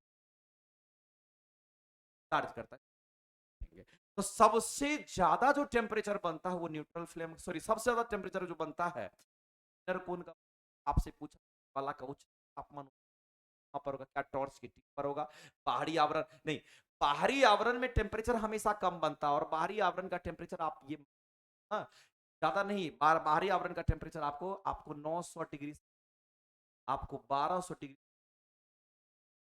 क्या वेल्डिंग होगा, नहीं होता। बाहरी आवरण का टेम्परेचर इतना, तो इसको, और बाह्य और आंतरिक दोनों कह दिया, उसके मध्य वाला बोल दिया तो ये तो होगा नहीं। आंतरिक जो आवरण होगा, जो इनर वाला होगा ना, उससे वेल्डिंग करता है और उसका टेम्परेचर सबसे बात। और याद रखना, अगर न्यूट्रल फ्लेम की बात कर, न्यूट्रल फ्लेम ये 3150 डिग्री, थोड़ा बहुत में वेरिएशन। और कार्बोराइजिंग फ्लेम की अगर बात करते हैं, और ऑक्सीडाइजिंग फ्लेम का टेम्परेचर याद रखना।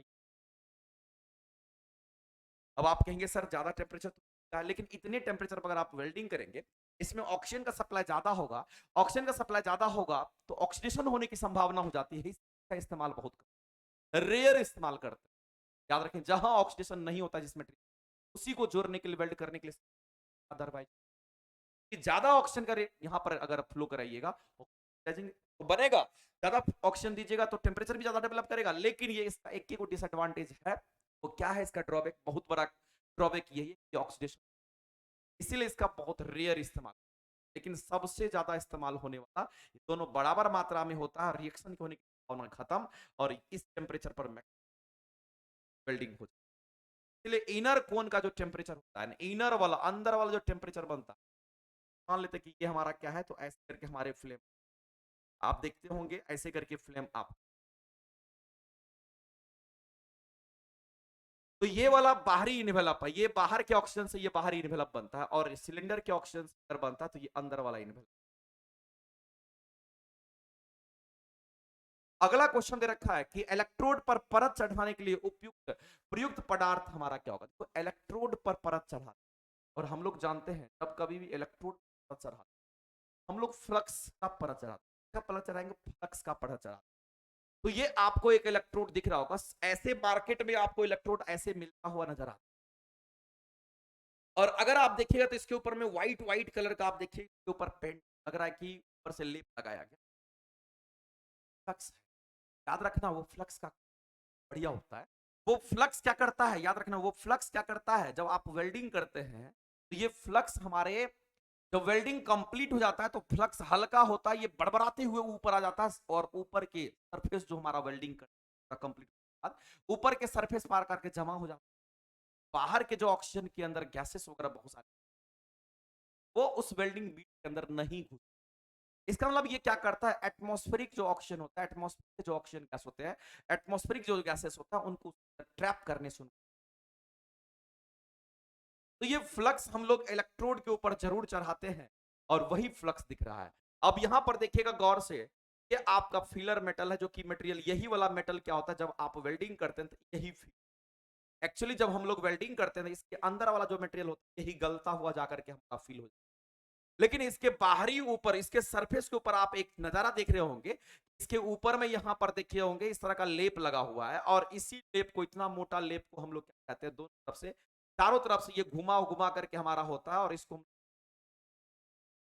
एक्चुअली मटेरियल तो ये गल के जाता है, तो ये फ्लक्स क्या करता है, फ्लक्स सिर्फ ये करता है उसके ऊपर में एक जाकर जमा हो जाता है, एटमॉस्फेरिक अटैक को होता है, लेकिन उसका कोई नहीं है हमारे वेल्ड फॉर्म को, सिर्फ और सिर्फ एनवायरमेंट के ऑक्सीजन को वो घुस बचाता है, हल्का होता है वो बरबराते हुए ऊपर में आकर के और सूख जाता है ऊपर का एक। इसीलिए जब हम लोग इसको गलाते हैं उसके अंदर करने के लिए तो टेप लगा देते हैं। याद रखना, अगर इलेक्ट्रोड की बात करते तो ऐसे इलेक्ट्रोड में हम लोग रड में ऐसे करके, अब देखो ये हमारा फ्लक्स हो गया। अगर पाउडर के रूप में है तो ये हमारा फ्लक्स है, जैसे आप यहां पर गौर से देख, एक मोमबत्ती एक अगरबत्ती में अगरबत्ती है, इससे देखो ऐसे करके मैं हटा के दिखाता हूं, ये मटेरियल, तो अगर ये मटेरियल फिल हो रहा है तो ये जेन्युइन मटेरियल, लेकिन इसके ऊपर में व्हाइट कलर का जो इसके ऊपर हम एक लेप लगा देंगे वो फ्लक्स होगा, और फ्लक्स का कोई यूज नहीं, वो स्ट्रेंथ पैदा करेगा। फ्लक्स का बस एक ही वो काम होता है कि बाहरी जो एनवायरमेंट के जो ऑक्सीजन है वो उसके ऊपर में एक, बस ये। अब देखो, फ्लक्स जो है ये पाउडर के रूप, और फ्लक्स जब उसके अंदर गया तो लिक्विड बन गया, लेकिन फिर आकर के फ्लक्स ही ऊपर में एक लेयर बनाता है और वह काला काला लेयर दिखता है, काला काला, अब फ्लक्स नहीं कहलाएगा, वो हमारा स्लैग का, जब वो जब वो गल गया लिक्विड बन गया तब तक फ्लक्स है, जैसे ही वो ट्रैप होकर के जैसे ही वो बाहर निकला और ऊपर के सरफेस में लेयर बना दिया, उस सरफेस को, तो फ्लक्स से ही स्लैग बनता है, फ्लक्स से स्लैग बनता है, ये स्लैग फ्लक्स का ही पार्ट स्लैग।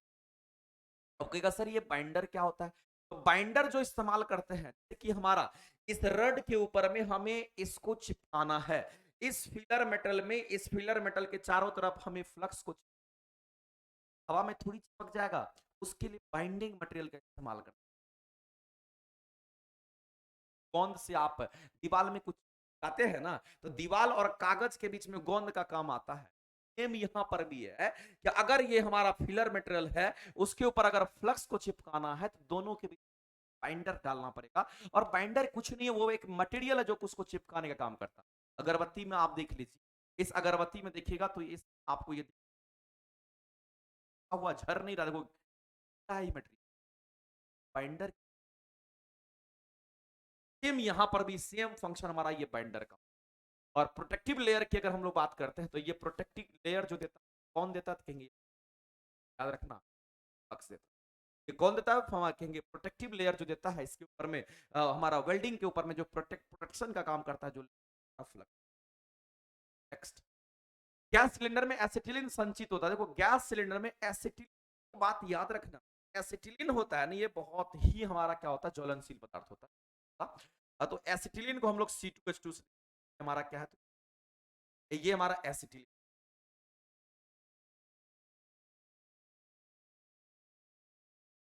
ये हमारा एसिटिलीन, C2H2 कहने का मतलब ये हमारा एसिटिलीन। अब अगर हम लोग एसिटिलीन की बात करते हैं, जो हमारा C2H2 हमारा एसिटिलीन हाईली ज्वलनशील, ये हमारा हाईली फ्लेमेबल सब्सटेंस, ये बहुत ही ज्यादा, यहां पर ध्यान रखेंगे, ये बहुत बहुत ज्यादा ज्वलन, ये बहुत ज्यादा ज्वलनशील। अब जब बहुत ज्यादा ज्वलनशील पदार्थ है, थोड़ा सा भी ज्यादा प्रेशर पर इसको रखें, आग लगने की, इसीलिए क्या करते हैं, उसको स्टोर करके सिलेंडर के अंदर एसिटिलीन को रखना है चारों तरफ उस, और वह लिक्विड हमारा क्या होता है, उसको एसीटोन कहते हैं, वो एसीटोन है वो अपने पास ठीक करके रखता है, जरूरत पड़ती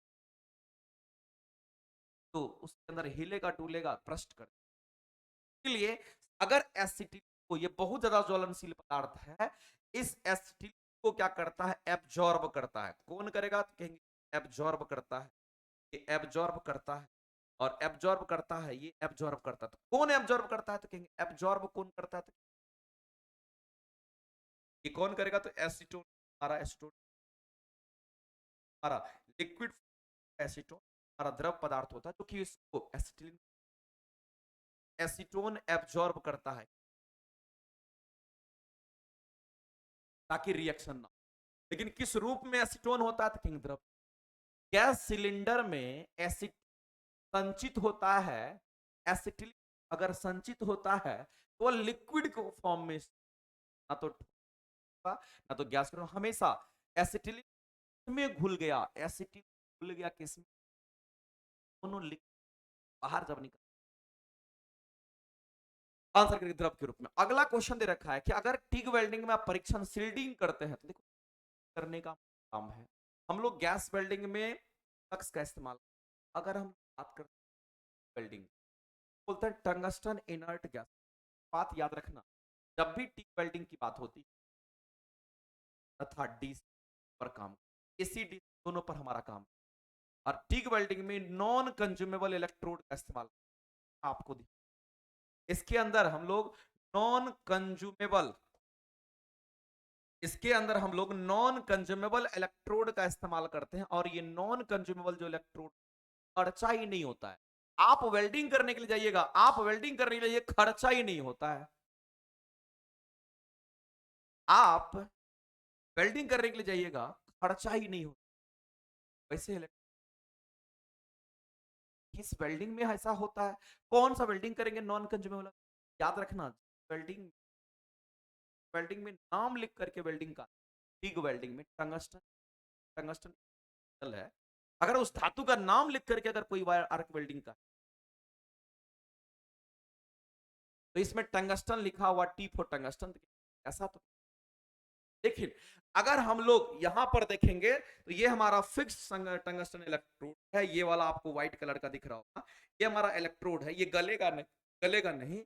तो इसके चारों तरफ क्या करते हैं, एक सिलेंडर यहां पर भर देते हैं, सिलेंडर यहां पर रखते हैं, और इस सिलेंडर के अंदर हम लोग इनर्ट गैस रखते हैं, खास करके होगा, आर्गन होगा, ये सब।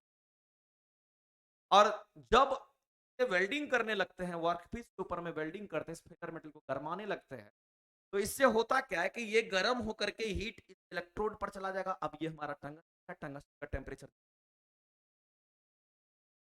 अब बेचारा टंगस्टन है, बेचारा 3500 डिग्री सेंटीग्रेड तक हीट सहेगा, और भी हीट डेवलप करता जाएगा, एक समय ऐसा आएगा कि वो पिघलने की संभावना है। क्या करते हैं, चारों तरफ हम लोग उस स्थिति में क्या करते हैं, इसमें चारों तरफ क्या करते हैं, गैस को, और ये गैस जो हमारा होता है एक सील्डिंग गैस की तरह काम करता है, और उस इलेक्ट्रोड के चारों तरफ जाकर के घिर जाता है, और अगर हमारा इलेक्ट्रोड गर्म हो जाता है तो ज्यादा गर्मी को लेकर के वो गैस क्या करता है, बाहर फेंक, बाहर ले जाता है। अब ये इलेक्ट्रोड ज्यादा गर्म नहीं, गैस बाहर ट्रांसफर, अगर वैक्यूम रह जाता, जब बहुत ज्यादा टेम्परेचर डेवलप हो जाता, अब उसको बचाने के लिए, गलने से बचाने के लिए, नॉन कंज्यूमेबल बचाने के लिए, ताकि वो सील्डिंग गैस क्या करेगा, उस गैस क्या करेगा, गलेगा नहीं, इधर इधर हीट ट्रांसफर कर, हीट ट्रांसफर कर, और रिएक्शन भी नहीं होगा, इसीलिए हम लोग खास करके ऑर्गन का में मिल जाता है।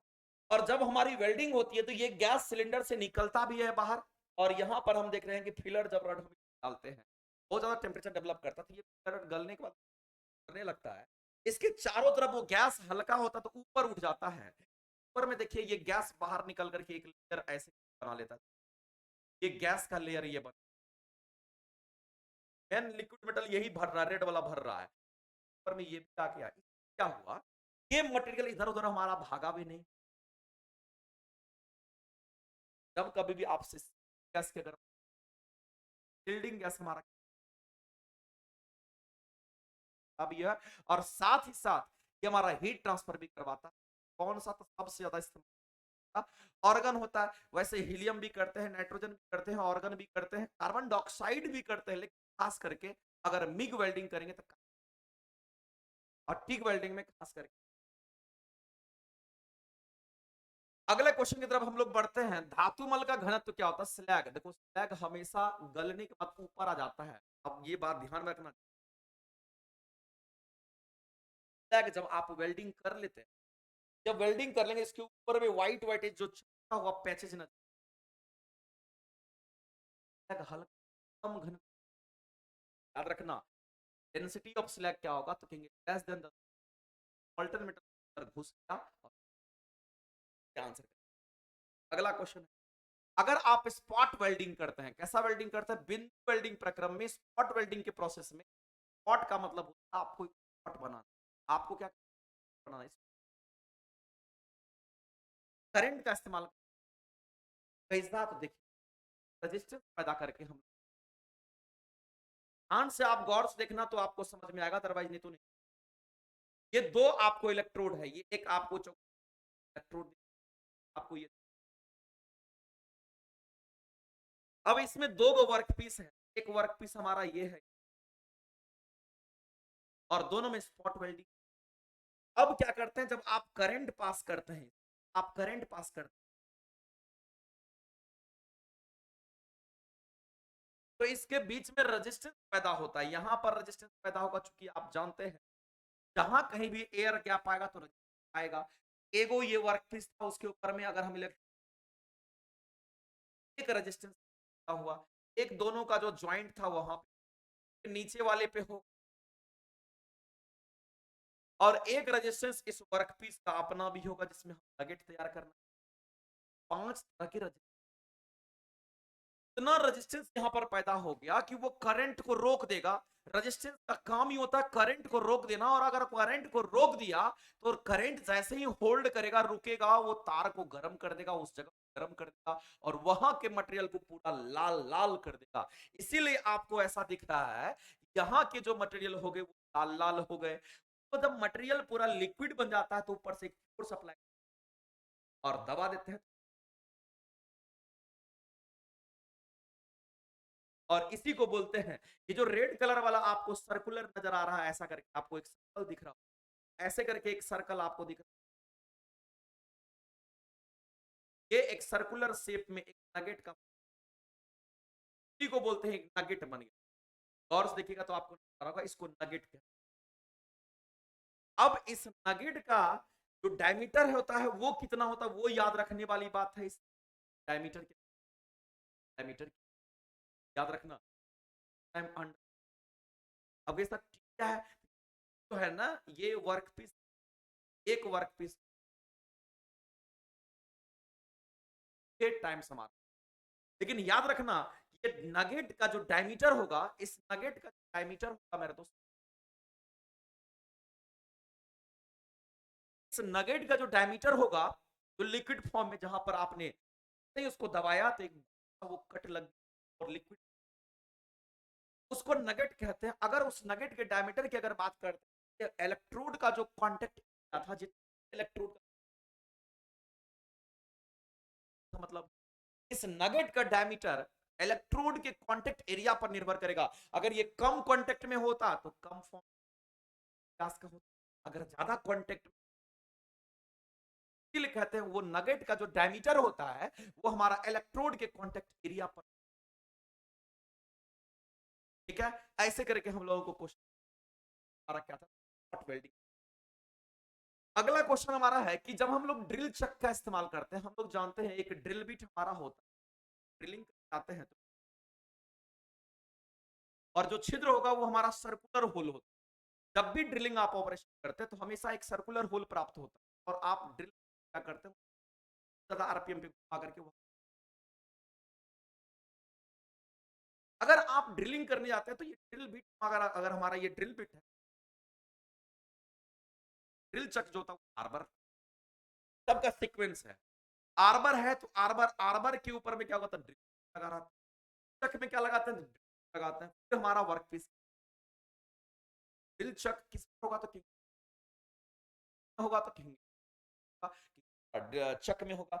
आप गौर से देखिएगा ये वाला सीन जो, ये हमारा क्या होता है कि ये हमारा एक चक है, और इस चक में हम, लेकिन ये जो चक होता है ये कहीं आर्बर पर हमारा ये, अगर ड्रिल चक की बात करता तो आर्बर पर होगा, और अगर ड्रिल बिट की बात करता तो, अगला क्वेश्चन आपको पता होगा, जनरल पर्पस के लिए अगर हम लोग ड्रिल का इस्तेमाल करते हैं तो टाइप जो होता है जनरल, नेक्स्ट हमारा काउंटर ऑपरेशन। अगर हम लोग काउंटर बोर्डिंग ऑपरेशंस की बात करते हैं, अगर हम लोग काउंटर बोर्डिंग ऑपरेशंस की बात करते हैं, देखो अगर हम लोग बोर्डिंग ऑपरेशन आ जाता है, बोर्डिंग होता क्या है, ध्यान रखना, जब कभी भी हम लोग बोर्डिंग करने के लिए जाएंगे तो पहले करने से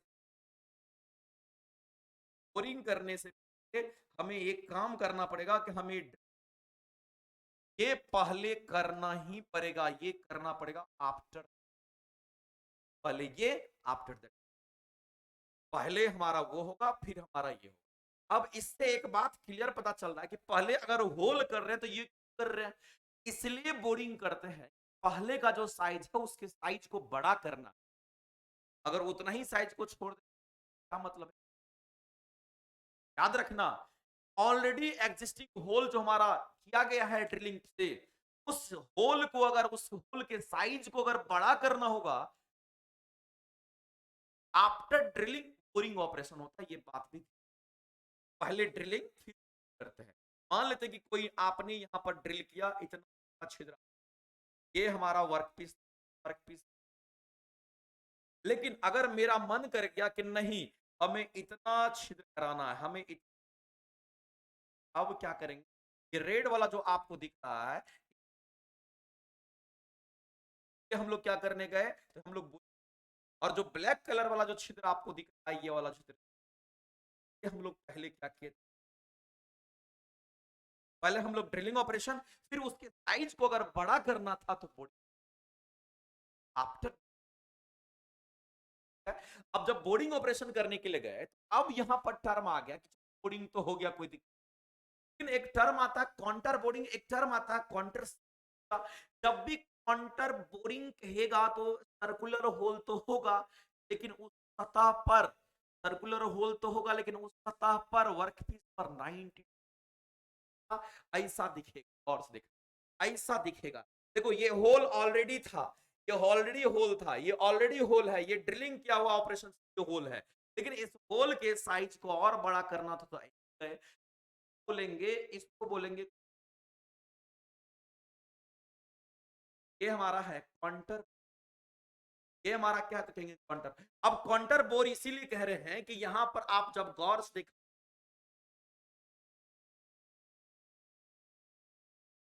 तो ऐसे 90 डिग्री का ये हमारा मटेरियल को, लेकिन अगर हम लोग बात करते हैं हमारा बोरिंग ऑपरेशन है, लेकिन यहां पर हमारा क्या हो रहा है, हम चेंज किया और इनके काउंटर, ये हमारा क्या है तो countersinking operation. Countersinking operation में क्या होगा, कि भी शेप में हमारा मटेरियल, ये किस शेप में करेगा तो कहेंगे ये हमारा भी शेप में यहां पर मटेरियल को रिमूव करता है, यानी आप ड्रिलिंग किए, आफ्टर ड्रिलिंग आपको बोरिंग करना है, लेकिन भी शेप में मटेरियल को वहां से रिमूव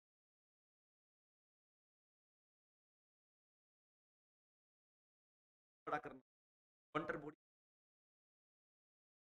बस दोनों में डिफरेंस यही आ जाता है, इस बात को आप वही चीज यहां पर मेंशन किया हुआ है, आपको फोटो में ये होगा, एक ग्रुप आपको सर्कुलर राइट सर्कुलर कहेंगे, ये काउंटर सिंकिंग ऑपरेशन, ये काउंटर बोरिंग। आते हैं पिछले क्वेश्चन पे दे रखा था हमारा, एक काउंटर बोर्डिंग का हमारा हो गया, तो काउंटर बोर्डिंग ऑपरेशन,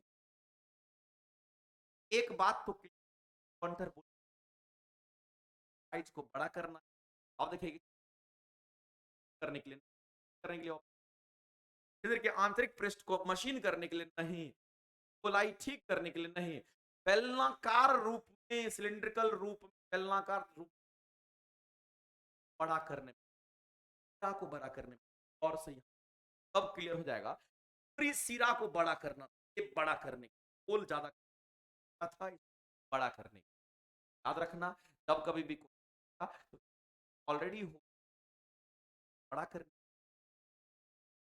और अगर काउंटर बोर्डिंग करेगा तो 90 सरफेस पे कटिंग होगा, और अगर काउंटर सिंकिंग का तो आपको। अगला क्वेश्चन है द प्रोसेस ऑफ बिवेलिंग, देखो बिवेलिंग का मतलब यही होता है, bevelling the end of exist, यानी बिवेलिंग का मतलब हो गया काउंटर,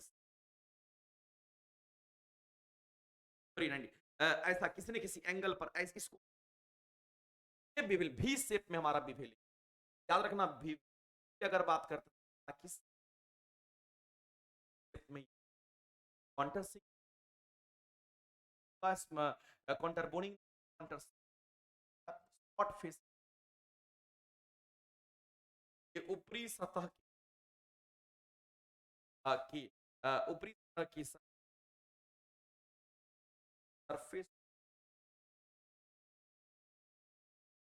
के सरफेस, ये हमारा स्पॉट फेस है। फेस के ऊपर हम लोग,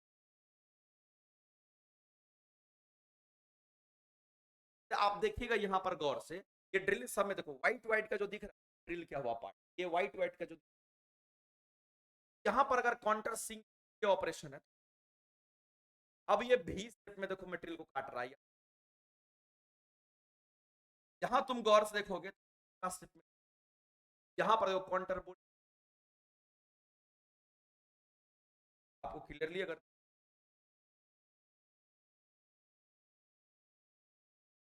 ये 90 डिग्री में, यहां पर आपको यही चीज यहां पर आपको काउंटर, ये काउंटर बोर्डिंग के लिए, कैपिंग के लिए हम लोग क्या करते हैं, इंटरनल थ्रेड्स अगर बनाना होता है, अंदर में अगर चूड़ी बनाना होता है, कैपिंग सरफेस बोरिंग हो गया, ड्रिल के साइज को बड़ा करना, हमारा ड्रिलिंग फेस।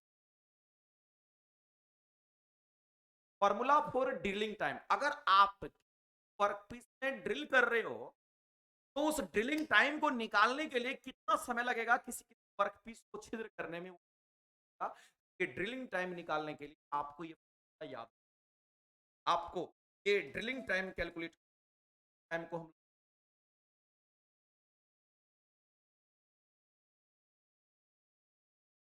फॉर्मूला, ये इफेक्टिव लेंथ है जितना अंदर तक, और ये टी टाइम है, एफ क्या फीड है जो आप ड्रिल करते रहोगे, और एन रिवोल्यूशन है वो हमारा कितनी आरपीएम, आपको ये ध्यान में रखना पड़ेगा, फॉर्मूला हमारा यही है, लेकिन यहां पर ध्यान रखना पड़ेगा एल ई हमारा क्या है, एल ई ये हमारा इफेक्टिव लेंथ होगा, जिसमें हम इफेक्टिव लेंथ कहने मतलब जहां तक ड्रिल किया होगा वही इफेक्टिव होगा, तो इफेक्टिव लेंथ कहने मतलब वो जो टोटल टोटल होगा, ये हमारा इफेक्टिव लेंथ को,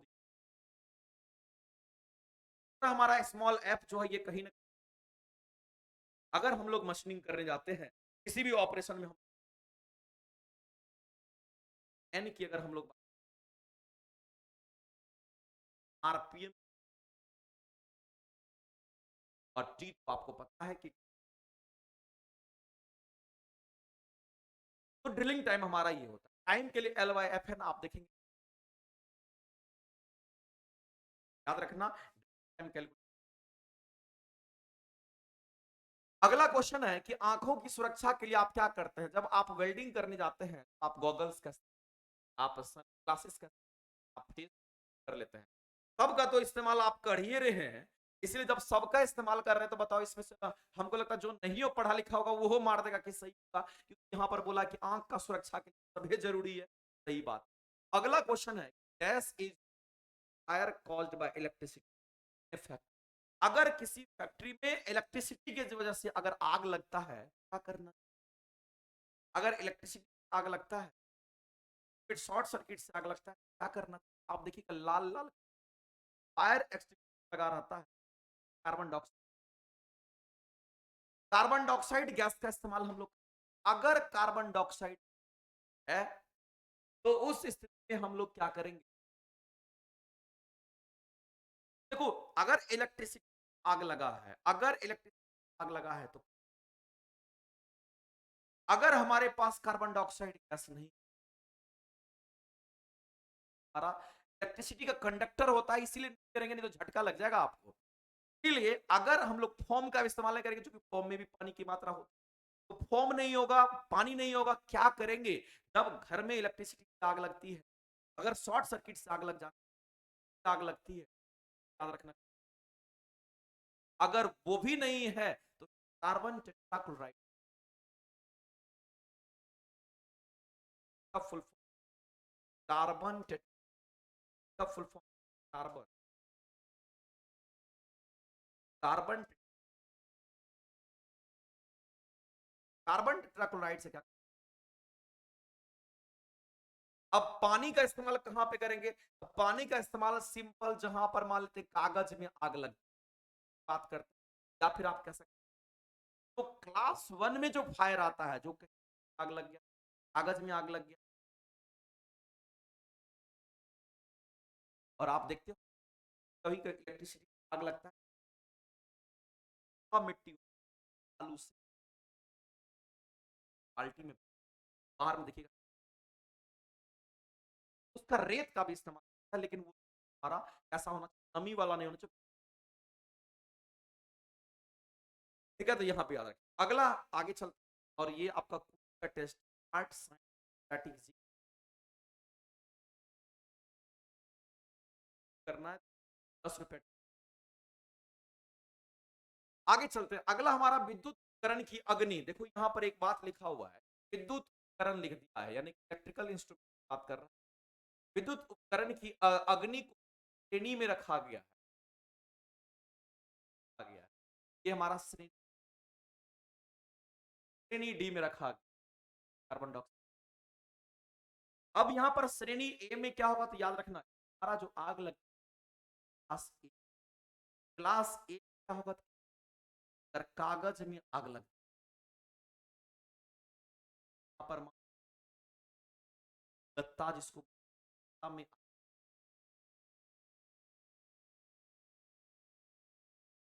इसको बुझाने के लिए हम क्या इस्तेमाल करेंगे, यहाँ पे हम वाटर करेंगे और पानी। अगर क्लास बी जो हमारा होगा वो कहेंगे जहां कहीं, अगर मान लेते हैं क्लास बी की अगर बात करते हैं, वहां कहीं भी अगर आग लग जाता है किससे कहेंगे, अगर किसी लिक्विड की अगर हम लोग बात करते हैं, वहां पे ग्रीस मोबिल ऑयल वगैरह से, ऑयल की बात करते हैं, अगर इनसे बात करते हैं, तो अगर इनसे आग लग जाता है तो हमारा क्लास,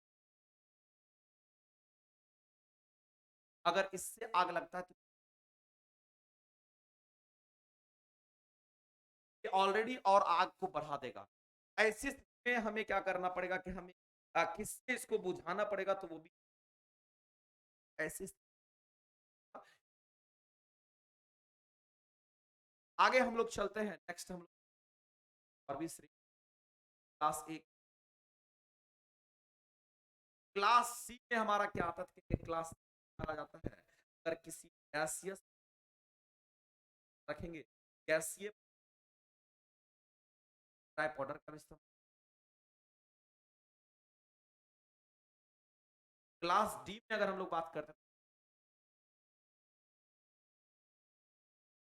क्लास वगैरह। अगला क्वेश्चन है हमारा रेलवे साइंस का प्रीवियस ईयर। मेरे दोस्त में आपसे क्या, अगर आपको एलपी करना है, अगर आपको ये तमन्ना है कि इस बार हमें एलपी को पार करना है, इसी बार हमें जॉब लेनी है, तो बात नहीं ये प्रीवियस ईयर को कर बैकबोन, आपको कंटेंट का पता चलेगा कि हाँ एएलपी में कंटेंट का, उसमें भी रेसिंग बात करते हैं 12 से लेकर, वो इस आपको बुक है, इस बुक आप यहां से प्रीवियस ईयर के साइंस की बता रहा हूं, ये साइंस के क्वेश्चंस आए हैं। या तो आप अपने से बनाइए, नहीं लगता है कि नहीं सर के माध्यम से डिस्कशन हमें सीखना है, हमें और भी है, आप यहां से कर सकते हैं। मैंने ये ऐप पे दे दिया है, मात्र 99 रुपया में ये लॉन्च किया, ताकि जितने पढ़ रहे हैं तो डिटेल डिस्कशन इनका मिल पाए, ताकि आगे आने वाले एग्जाम में आप बेहतर कर पाए। यहां से पैटर्न क्या था, तो क्वेश्चंस बेस्ड है आरआरबी जी का, एलपी का हमारा क्वेश्चन है, हमारा ग्रुप डी का है, एनटी का। अगर सबको बना लीजिएगा तो आप ये मान के चलिए आपका एलपी में मेंस बात नहीं कर, मेंस की बात करूं 40 मार्क्स को नहीं 100 में से, तो साइंस है हमारा, इसलिए आपको वैसे बायोलॉजी वहां नहीं पूछा, लेकिन बायोलॉजी ओवरऑल तैयारी तो बेहतर होगा, किसी एग्जाम में भी तो काम आएगा। तो ये प्रीवियस आपको बना लेना है, या तो मेरे साथ आप जुड़ के करिए, और मेरे साथ जुड़ के करिएगा तो और बेहतर कर पाइएगा। अपने से भी लगता है कि बना लेंगे तो बनाइए, कोई दिक्कत नहीं, अपने से प्रैक्टिस कर सकते हैं। लेकिन अगर लगता है कि नहीं सर के साथ जाएंगे तो और बेहतर कर, डेली कर पाएंगे, कवर कर पाएंगे। घड़िए आपके लिए बैच हमने दिया है द प्लेटफॉर्म ऐप पे मात्र 99 रुपए में करके आपका देख 2-3 आपका मात्र 12 से आपके पास ये बुक होगा, आप उस बुक के आप तो ध्यान रखेंगे ये मेरा ही है, मैंने दिया प्रीवियस कराना बहुत। हम लोग अगले क्वेश्चंस पे आते हैं। दे रखा है कि heat energy release is a major with help of, कब कभी हमेशा इसमें थर्मामीटर से टेम्परेचर मेजरमेंट, इससे तापमान मापा जाता है, मीटर से एनर्जी को करते हैं। यहाँ पर कैलोरीमीटर, कैलोरीमीटर जो है वो एनर्जी को, कैलोरीमीटर कैलोरी में याद रखेंगे। अगला है which of the following cutting oils, अगर हम लोग किसी काटने के जाते हैं वहां पर हम लोग ऑयल का इस्तेमाल और use to prevent clogging. Clogging का मतलब होता है जब मटेरियल का कटिंग होता है ना, मटेरियल उसमें फंस नहीं, इसलिए क्लॉगिंग नहीं हो, फंसे नहीं, हम लोग उसमें ऑयल का आ गया है वो हमारा सिंथेटिक, जो कि उसमें मटेरियल को क्लॉगिंग होने है, जाम होने से मटेरियल के मटेरियल कटा और मटेरियल जाकर घुस गया उसी में, वो घुस बचाएगा। अगला हमारा क्वेश्चन है कि अगर हम लोग रिकंडीशनिंग करते हैं, क्या करते हैं, कंडीशनिंग करते हैं, कहते हैं ना कि गाड़ी आपका कंडीशन में है कि नहीं है, ऐसा कहते हैं ना।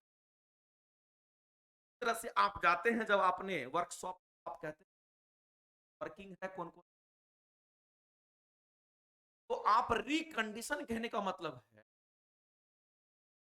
उसको साइज में ला, रिकंडीशन करना किसको, तो ग्राइंडिंग।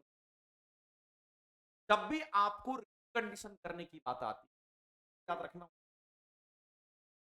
कहने का मतलब है कि अगर ये हमारा व्हील है, अगर ये ग्राइंडिंग करने के लिए जाएगा, मशीनिंग ऑपरेशन करेगा, ग्राइंडिंग करने के लिए जाएगा, गोल बनाने के लिए हमें क्या करना करना पड़ेगा, देना पड़ेगा, आकार देना पड़ेगा। याद रखना ट्रिमिंग का मतलब होता है शेप साइज को, शेप शेप बोलिए या फिर साइज बोलिए, शेप साइज देना। शेप डायमंड एक ऐसा टूल का इस्तेमाल करते हैं जो कि डायमंड का हो, याद रखना जब भी ड्राइंग करेंगे तो एक डायमंड, और इसको कितने डिग्री एंगल पर हम लोग रखते हैं, तो 5 से 15 डिग्री एंगल पर रख करके हम लोग इस ग्राइंडिंग व्हील के साइज को हम लोग क्या तो हम लोग यूज करते हैं सरफेस नहीं।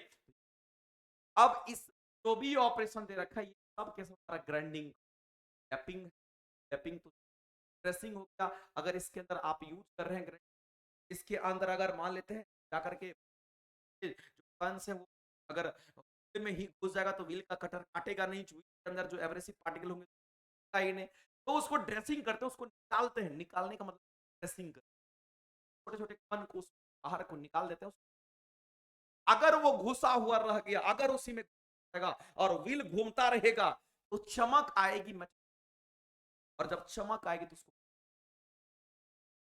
ग्लेजिंग आ गया, फेस में ग्लेजिंग आ गया, तो बोलते हो, याद रखेंगे the sharpening grinding of the wheel. यहां पर लिखा हुआ है कि द ऑपरेशन ऑफ शार्पनिंग, जब भी अगर हम लोग शार्पनिंग करते हैं, ग्राइंडिंग जब शार्प बनाते हैं तो आफ्टर ड्रेसिंग शार्प हो जाएगा मटेरियल, करिएगा ड्रेसिंग, मटेरियल भर जाएगा उसमें, लोडेड हो जाएगा मटेरियल, और फिर वो ग्लेजिंग करेगा, खाली चमक पैदा करेगा वो मटेरियल को।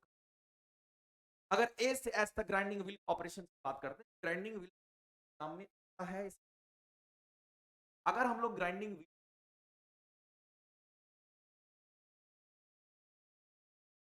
जब हम लोग करते हैं तो ग्राइंडिंग का मैन्युफैक्चरिंग बात आपको कि ग्राइंडिंग व्हील का जब मैन्युफैक्चरिंग करते हैं तो क्लासिफिकेशन जब हम लोग कैटेगरी कौन सा ग्राइंडिंग व्हील है, कौन सा हमारा मीडियम है, कौन सा हमारा हार्ड, अगर सॉफ्ट मटेरियल की ग्राइंडिंग करनी होगी तो हार्ड व्हील का, और हार्ड सरफेस को ग्राइंडिंग करते हैं, इसलिए मटेरियल के हिसाब से हम लोग यहां पर याद रखना, अगर ए से लेकर के एच आएगा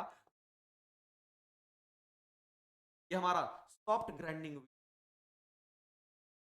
सॉफ्ट ग्राइंडिंग, सॉफ्ट ग्राइंडिंग। अगर आई से आई टू बात करते हैं, आई टू पी बात करते हैं, आता है ग्राइंडिंग। और अगर मैं बात करूं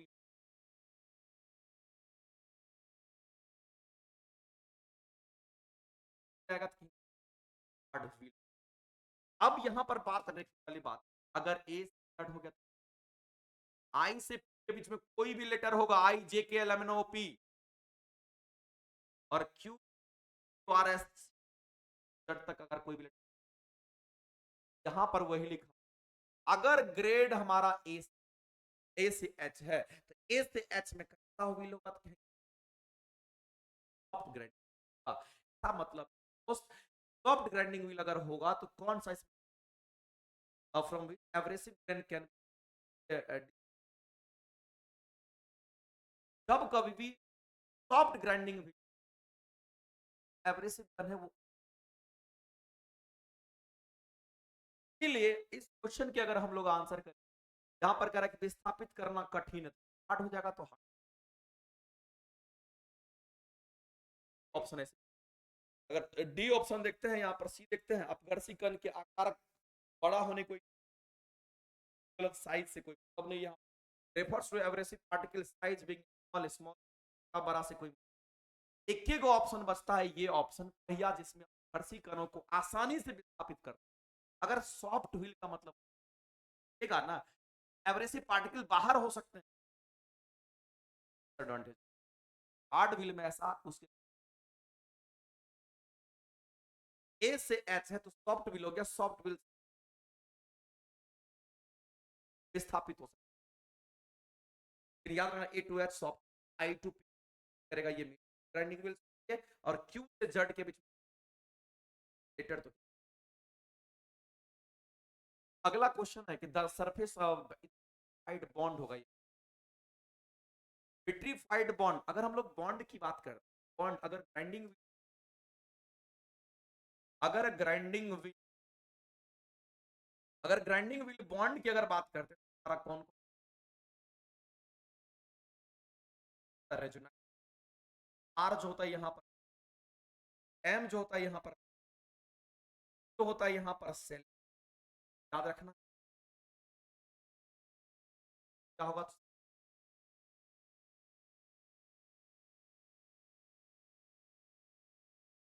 और क्या होगा तो कहेंगे, पर याद रखना हमारा क्या,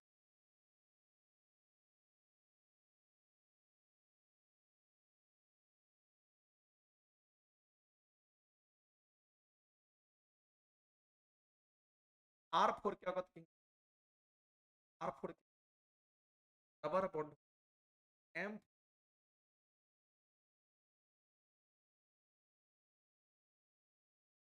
क्या होगा तो कहेंगे, ये हमारा कौन सा बॉन्ड होगा। याद रखना ग्राइंडिंग व्हील में इतने बॉन्डिंग होती है, लेकिन आपसे पूछा गया है साइड बॉन्ड बात करें, साइड की जो आंसर सबसे ज्यादा इस्तेमाल यही, और ये पूछेगा बी और बैटरी का मतलब रेजोनाइड होता है, आर यहाँ बी है लेकिन रेजोनाइड लिखा हुआ, आर है रबर है, एम फोर मेटल है, ई फोर सेलेक्ट। आपको ज्यादातर याद रखने में ज्यादा परेशानी कहां पे होगा, और क्वेश्चन फोर सेलेक्ट बॉन्ड ई, याद रख सकते। अगला क्वेश्चन है कि जहां पर ग्रुप लगी हुई आग कई एक ही शाफ्ट पर पावर देनी, एन शाफ्ट जो कि पुल्ली के पावर को ट्रांसमिट करते समय ड्राइवर और ड्रिवन पुल्ली के सेंटर से सेंटर बड़ी व्यास का दूरी जो होती है वो बड़ी व्यास का कितना एक्स डिस्टेंस हमारा मीटर, एक ड्रिवन और ड्राइवर के,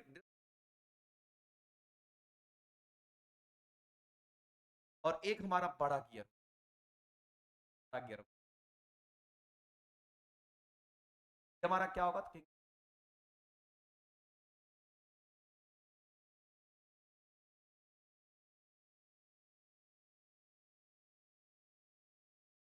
अगला क्वेश्चन है कि गियर प्राय किस, गियर जो होता है हमारा आयरन का, ऑप्शन आ रहा है। अगर किसी को फाउंडेशन बैच करना है, फीचर डीजल इंजीनियरिंग वगैरह जो भी करना है, यहाँ आपका लाइव प्लस व्यू, इसमें कुछ ऐसे क्लासेस है जो आपके कम, आप वहां पर अपने घर में बैठे बैठे, और साथ ही साथ लाइव क्लासेस भी, भी चलेगा, आप ऑलरेडी क्लासेस पढ़ाया हुआ है उसको भी लाइव भी देख, ये आपका 11 से 12 में चलता है क्लास, ये 17 तारीख से आप इसको आप इनरोल, आपको वीओडी का मतलब है उसमें ऑलरेडी पहले से वीडियो आपको मिल जाएगा, और साथ ही साथ लाइव क्लासेस भी आपको करना है, और आपको और कुछ चैप्टर जो आप कर सकते हैं, समय को बचा सकते हैं। ये बैच उनके लिए है जिन भाई को एलपी करना उनके लिए है।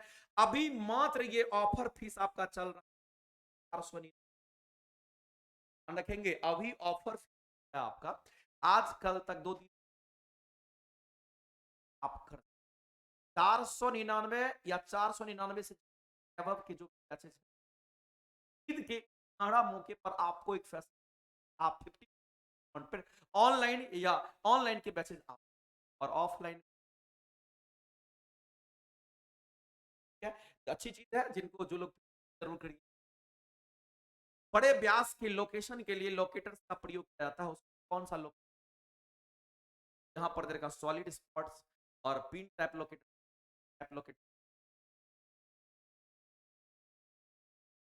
अगर आपसे टैंक टाइप लोकेटर, बड़ा व्यास का लोकेटर, बड़े डायमीटर का अगर लोकेटर, ये तो टाइप तो सॉलिड सपोर्ट, बड़े व्यास के लोकेशन के लिए जो लोग टैंक टाइप लोकेटर। अगला हमारा दे रखा है कि निम्न से उपकरण द्वारा बेलनाकार जॉब, ये जॉब है हमारा, ये वर्कपीस, आप गौर से देखिएगा, ये वर्कपीस आपको इस वर्कपीस को वी ग्रुप में, वी लोकेटर्स में रखें एडजस्ट, तो बेलनाकार जॉब को करने की याद रखना, टी शेप का रेगुलेटर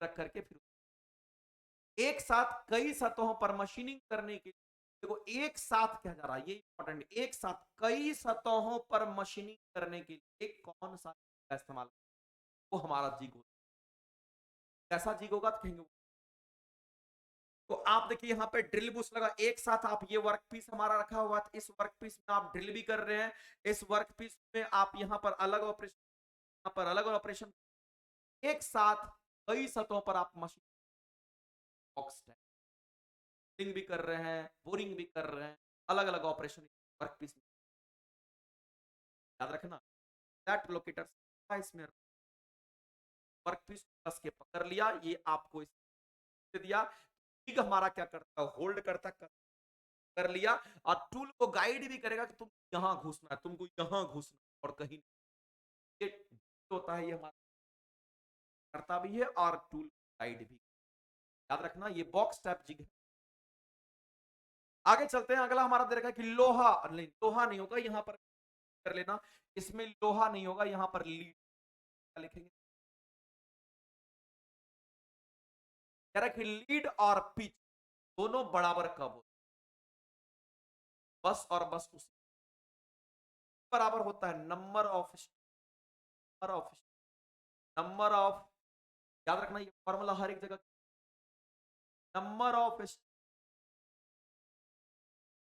ये फॉर्मूला हमारा, अगर नंबर ऑफ स्टार्ट की बात कर, स्टार्ट डबल स्टार्ट, लीड जब पिच के बराबर कब होगा, जब पिच के बराबर कब होगा, जब हमारा स्टार्ट जो होगा हमारा 1, अगर नंबर ऑफ स्टार्ट, अगर ये हमारा क्या होगा, ये हमारा क्या होगा, लीड अब पिच के बराबर हो गया, लीड के बराबर हो गया, इसका मतलब है नंबर ऑफ स्टार्ट क्या होना, कल होना चाहिए, इसका मतलब है, और इस पर मेरे दोस्त फॉर्मूला को अपने जहन में घुसा लेना कि लीड बराबर होता है नंबर ऑफ स्टार्ट इन पर क्वेश्चन, बार दिया जाता है, आपको ये देगा, ये देगा, दोनों देगा। डबल स्टार तो 2 रखना है, ट्रिपल स्टार तो रखना है, सिंगल स्टार्ट की बात करेगा तो 1 रखना है, और पिच देगा आपको लीड। इस तरह से आता है जनरली स्क्रू में क्वेश्चन बात करते हैं क्या होगा। हम लोग जानते हैं क्या होता है, अगर पिच की बात करते हैं तो लीड और पिच बराबर हो गया, डबल स्टार्ट में ऐसा, डबल स्टार्ट में ऐसा, डबल स्टार्ट में हमारा लीड ज्यादा हो जाएगा और हमारा पिच, तो हमेशा ये हमारा पिच का फिक्स, दो के बीच में ग्रीन, ये पिच, ये दो दांत के कहते हैं, लेकिन लीड हमारा ज्यादा कम हो, डबल स्टार्ट होगा तो कहेंगे कुछ और होगा, और डबल स्टार्ट होगा थोड़ा ज्यादा होगा, ट्रिपल स्टार्ट की बात करते हैं तो उसमें और भी ज्यादा होगा। हमारा यहाँ पे लीड ज्यादा हो सकता है, लेकिन ध्यान में रखना पिच कभी ज्यादा नहीं होगा किसी भी, पिच हमेशा क्या होगा तो कहेंगे, तो पिच में कोई छेड़ हमारा कहेंगे डबल स्टार्ट से फॉर्मूला से हम लोग बता। आगे चलते हैं, अगला क्वेश्चन हमारा दे रखा है इनमें से पर वाशर का, देखो वाशर क्यों लगाते हैं, आप जब नट बोल्ट को कसते हो तो वाशर लगाते हो, गाड़ी में वाशर लगा के कसते हो। वाशर क्या करता है, जब आपकी गाड़ी जर्क में होती है, चलती है, तो जर्क को, जर्क की एनर्जी जब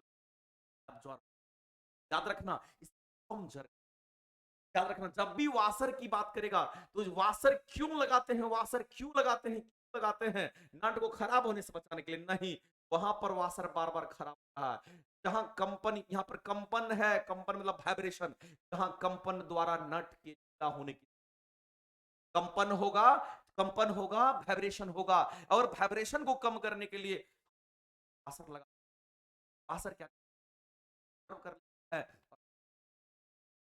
यानी कि अगर कंपन हुआ नट को ढीला होने से बचाएगा भी, आंसर करेंगे। अगला क्वेश्चन देखते हैं, बीएसएफ थ्रेड की बात करता है, तो यहां पर अगर हम लोग बीएसएफ थ्रेड पर हम लोग, और बीएसएफ का मतलब होता है ब्रिटिश स्टैंडर्ड फाइन, बीएसएफ तो बोलते हैं फाइन बोलते हैं, हमारा स्क्रू का थ्रेड, अगर हम समझ करके पढ़िएगा, जिंदगी आप 6 महीना सो भी जाओगे फर्क नहीं पड़ेगा, आप क्या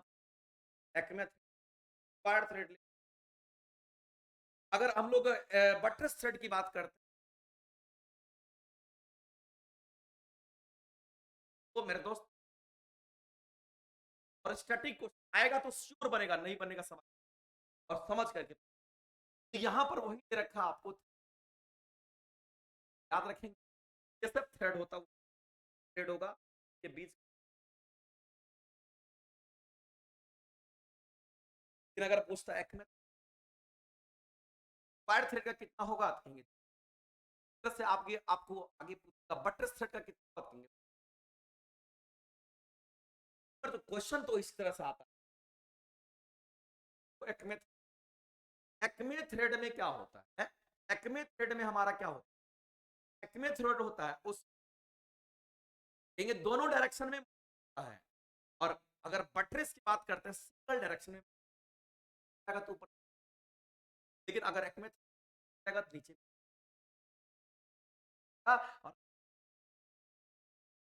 और एक्मे थ्रेड का अगर हम लोग बात करते हैं, और इसका जो पिच होता है वो कितना, इसलिए हुआ है, और यहां पर हमारा एंगल भी 20, एक्मे, और एक्मे थ्रेड जो होता है,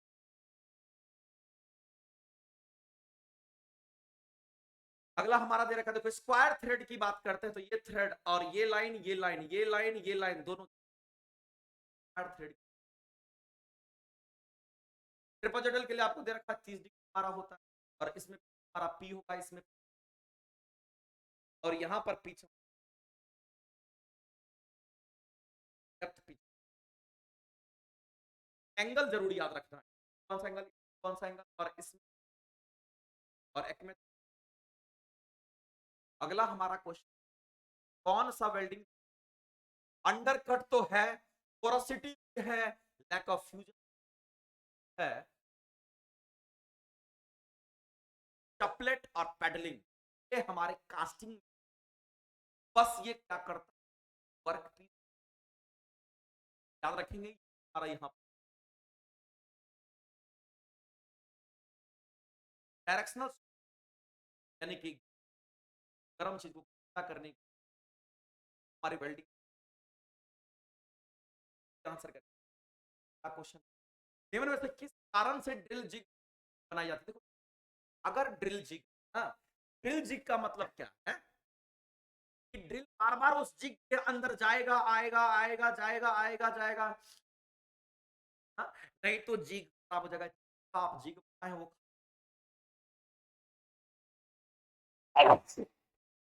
तो आपको क्या करना हो, जहां पर जिग लगाता है ना, तो हमारा जिग होता है जहां से वो इंटर करेगा कटर ड्रिलिंग, जहां पे टूल इंटर करेगा वहां पर बूस्ट लगा देते हैं। कटेगा तो बूस्ट कटेगा, घिसेगा तो बूस्ट घिसेगा, खराब होगा तो बूस्ट खराब होगा। बूस्ट को बार बार लगा सकते हैं निकाल कर, कोई फर्क नहीं पड़ता है। लेकिन जिग खराब हो जाएगा तो बहुत हैवी अमाउंट में लॉस हो जाएगा, इसीलिए जिग में बूस्ट लगा देते हैं। बार बार हमारा क्या होगा, तो ड्रिलिंग अंदर जाएगा, ड्रिल बिट अंदर जाएगा आएगा घिसेगा। तो अगर ड्रिल जिग में बूस्ट लगाते हैं तो वह बूस्ट हमारा किस मटेरियल का, याद रखना, तो चेंज भी कर सकते हैं आप बार बार। चेंज हमारा जिग नहीं होता है, चेंज हमारा बूस्ट, इस बात को ध्यान। और किस नट का प्रयोग मापी यंत्रों में किया जाता है, नट का, किस नट का प्रयोग मापी यंत्रों में किया जाता है। प्रयोग मापी यंत्र में नर्ल टाइप का, नर्ल जिस पर करते हैं जो कि पकड़ने में सुविधा होता है, नर्लिंग क्या हुआ, जो नट होता है। क्लियर हो गया होगा।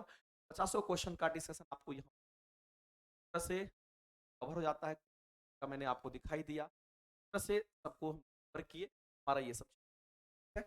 हम लोग फिर मिलते हैं नेक्स्ट क्लास, यानी कि जो आपका अगले सैटरडे को। देखो 50 क्वेश्चन का ये टेस्ट, जब तक सफलता मिलने, और डिस्कशन तो भी ज्यादा इंपॉर्टेंट है। बाद बाकी अगर आपको लगता है कि प्रीवियस ईयर के क्वेश्चंस बनाने हैं तो आइए साइंस के क्वेश्चंस में, और मंडे से हम लोग ताबड़तोड़ तरीके से पूरे साइंस के बुक बना जाएंगे, पूरा प्रीवियस ईयर को बना जाएंगे, एग्जाम होते हमारी तैयारी। और क्वेश्चंस बनाने से ही सीखिएगा, ये पढ़ने से कोई नहीं सीखता है, क्वेश्चंस बनाने से सब सीखता है। का भी सिलेक्शन होगा उनसे क्या करते हैं, की पॉइंट क्या है, एक के लाइन में बोलेगा क्वेश्चन बनाना। क्वेश्चंस बनाना भी बड़ी बात नहीं है, क्वेश्चंस का डिस्कशन बहुत बड़ी। इसलिए अगर आपको लगता है कि नहीं साइंस को बेहतर करना, आप आइए, आपको ये कराया जाएगा बेहतर तरीके से। मात्र 99 रुपए में किताब का आपको कराया जा रहा है, उसको साइंस के। ठीक है, चलिए आज के लिए इतना ही, फिर मिलते हैं। ओके।